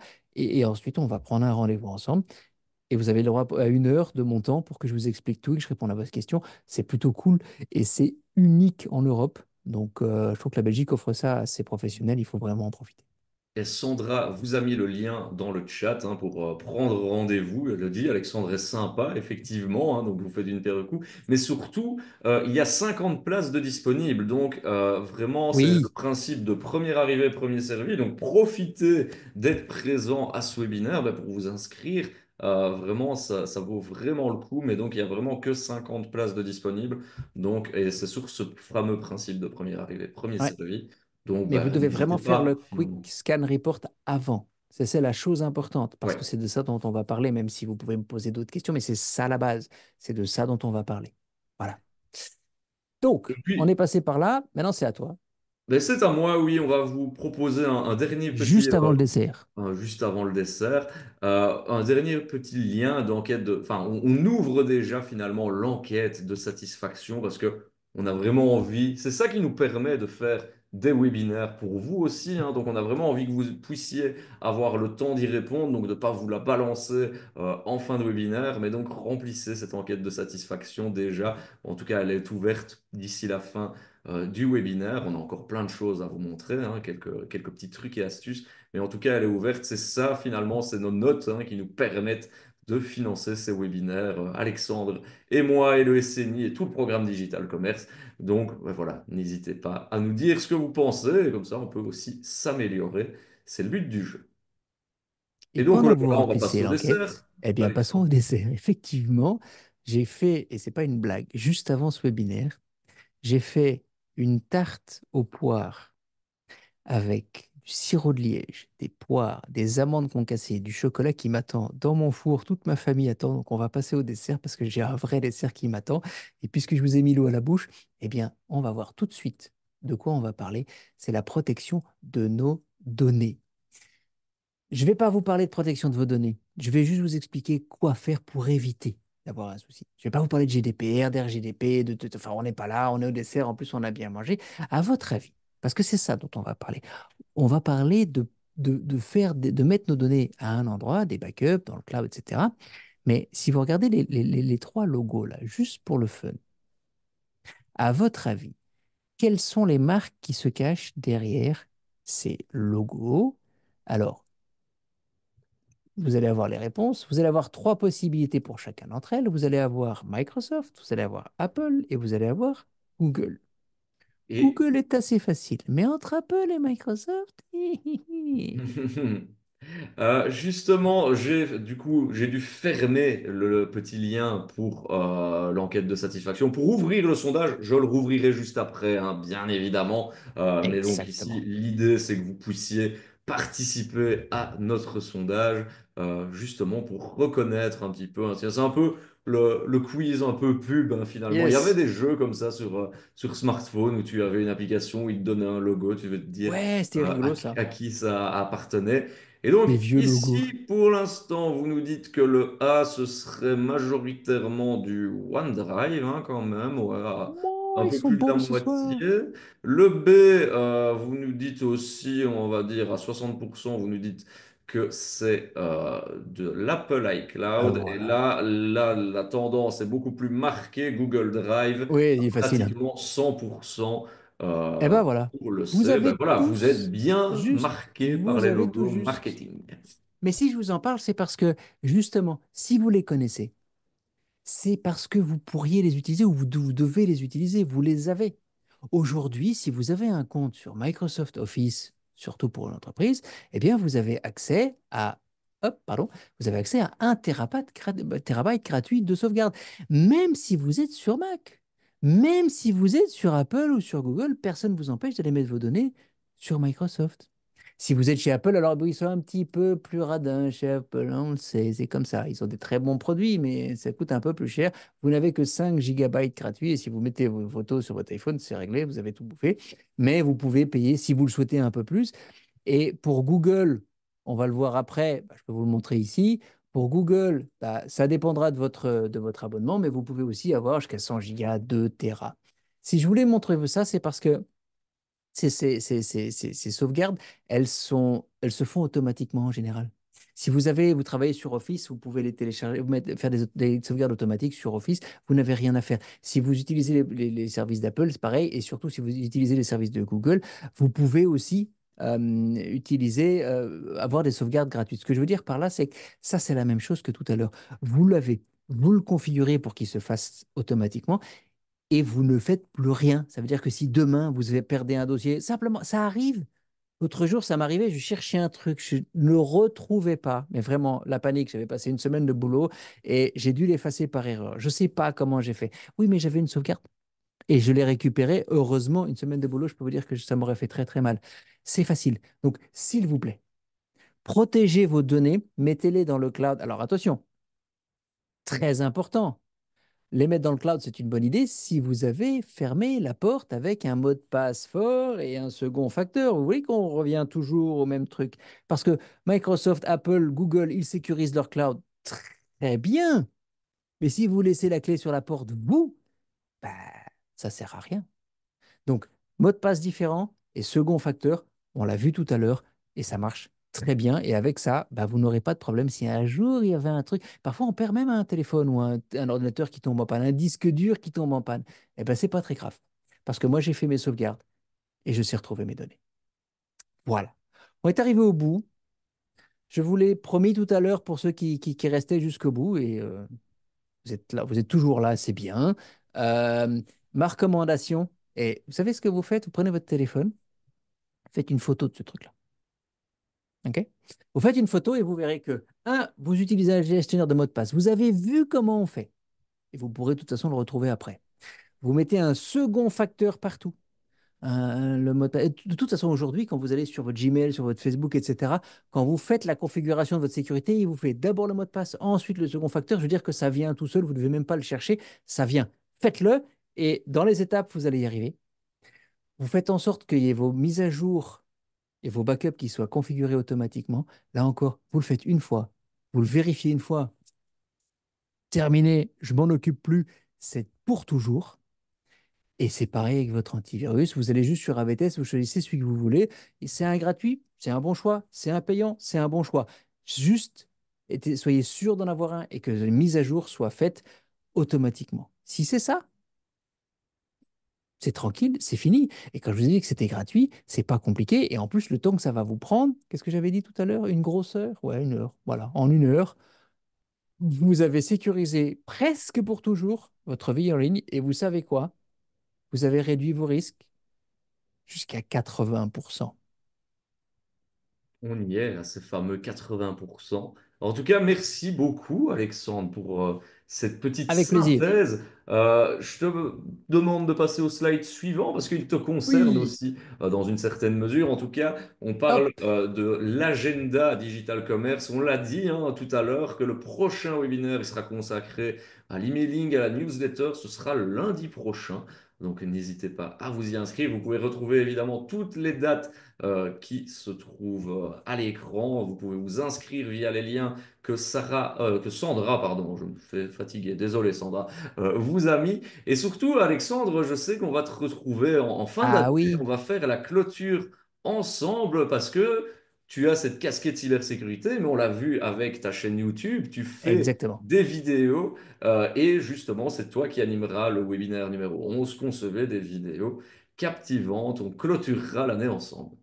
Exactement. Je vais vous expliquer comment on fait les vidéos, combien ça coûte, quel matériel il faut et quelles sont les choses importantes pour avoir des vidéos qui fonctionnent bien. Et on va bien se marrer, faites-moi confiance. Voilà, et vous verrez, il est aussi à l'aise en vidéo qu'en cybersécurité, je vous le promets. Alors, je regarde du côté des questions. On avait Félix qui disait, ben, P-Cloud en Suisse est très intéressant aussi en termes de sauvegarde, hein, de Absolument, backup. absolument. S'il y a d'autres Euh, solutions, utilisez-les. J'ai présenté les choses les plus génériques, c'est mais il y a ça. plein d'autres bonnes solutions. Oui, parce que bon, on nous disait, j'ai vu passer dans le chat, je ne sais plus qui a dit cela, Muriel qui dit, ben, je mets en double NAS une fois par mois, hein, parce que en serveur aussi. Enfin, voilà, Voilà, si vous avez tout cela à votre disposition, exactement. n'hésitez pas. Les backups sur un disque dur externe aussi, c'est quand même déjà une bonne pratique aussi. Hein, faut pas Mhm. nier cela, Non, mais non, il c'est y a clair. des moyens qui sont à votre disposition qui peuvent être plus simples et en tout cas qui peuvent s'offrir à vous de manière plus facile. Anne nous demande, est-ce qu'il est nécessaire de sauvegarder sur OneDrive et sur Google? Donc, entre guillemets, de multiplier, on va dire, les sources de Non, backup. ça n'est pas nécessaire. Le plus simple à utiliser, c'est d'utiliser les données Microsoft sur OneDrive et les données Google sur Google Drive. Pourquoi? Parce que ça se fait tout seul. Vous pouvez lui demander de faire autrement. Alors, vous devez aller dans les paramètres, mais sinon, il le fait tout seul. Faire plusieurs sauvegardes n'a pas vraiment d'intérêt parce que eux font plusieurs sauvegardes. C'est-à-dire que quand vous allez mettre vos données sur quel que soit le serveur que vous allez utiliser, il y aura une redondance sur d'autres serveurs qui sont souvent géographiquement à un autre endroit. Pourquoi? Ben, ils le savent. Une panne de disque dur, ça arrive. Un incendie, ils ont tout fait pour que ça n'arrive pas, mais c'est possible. Un tremblement de terre, ils espèrent que non, mais c'est possible. Et donc, ben, vos données sont aussi ailleurs au cas où. Donc, non, ça n'est pas nécessaire à mon sens. Maintenant, bon, il faut que je vous l'ai dit, que les portes soient bien fermées et bien sécurisées. Eh bien voilà, c'est une dernière réponse à cette dernière question de la soirée. En tout cas, quand je jette un coup d'œil dans le chat, les remerciements affluent. Alexandre, hein, je vois notamment, c'est Carmélina qui nous dit ben, merci beaucoup, j'ai appris des nouvelles choses et je vais mettre en pratique des phrases de passe. J'adore. Hein. Donc belle soirée à tous. Merci pour ce webinaire, nous dit Marie-Laure. Mais merci surtout à vous de nous avoir suivis d'avoir répondu aussi à la petite enquête de satisfaction. Tu as un beau bulletin, Alexandre, je te rassure. Tu as un beau bulletin. Je te Merci. le ferai Ben, j'espère parvenir parce surtout qu'on est en que, fin d'année, justement. ben Euh, voilà, non, mais j'espère que ça a servi à quelque chose, que vous allez vraiment pouvoir prendre en main votre sécurité. Ça, c'est vraiment ce qui me fait plaisir. C'est pour ça que je fais ce métier, pour vous motiver à faire des choses simples qui vont changer la sécurité. Et après ça, vous savez quoi? Concentrez-vous sur votre activité professionnelle. Le reste, c'est couvert. Et ça, c'est vachement cool. Tout simplement. Il n'y a plus qu'à mettre en pratique, nous dit Evelyne. Effectivement, le fameux il n'y a plus qu'à. Tu as donné les clés maintenant. Faites ce que vous en voulez, Ouvrez mais les portes. c'est ça. Enfin, fermez-les plutôt. Fermez-les plutôt, c'est mieux. C'est le but de la cybersécurité. Mais voilà, en tout cas, c'était un plaisir. En tout cas, ce webinaire en t'accompagne, Alexandre. Merci à toutes et à tous de nous avoir suivis et à lundi prochain pour discuter mailing et newsletter. À bientôt. Au revoir à tous. Bonne soirée, hein.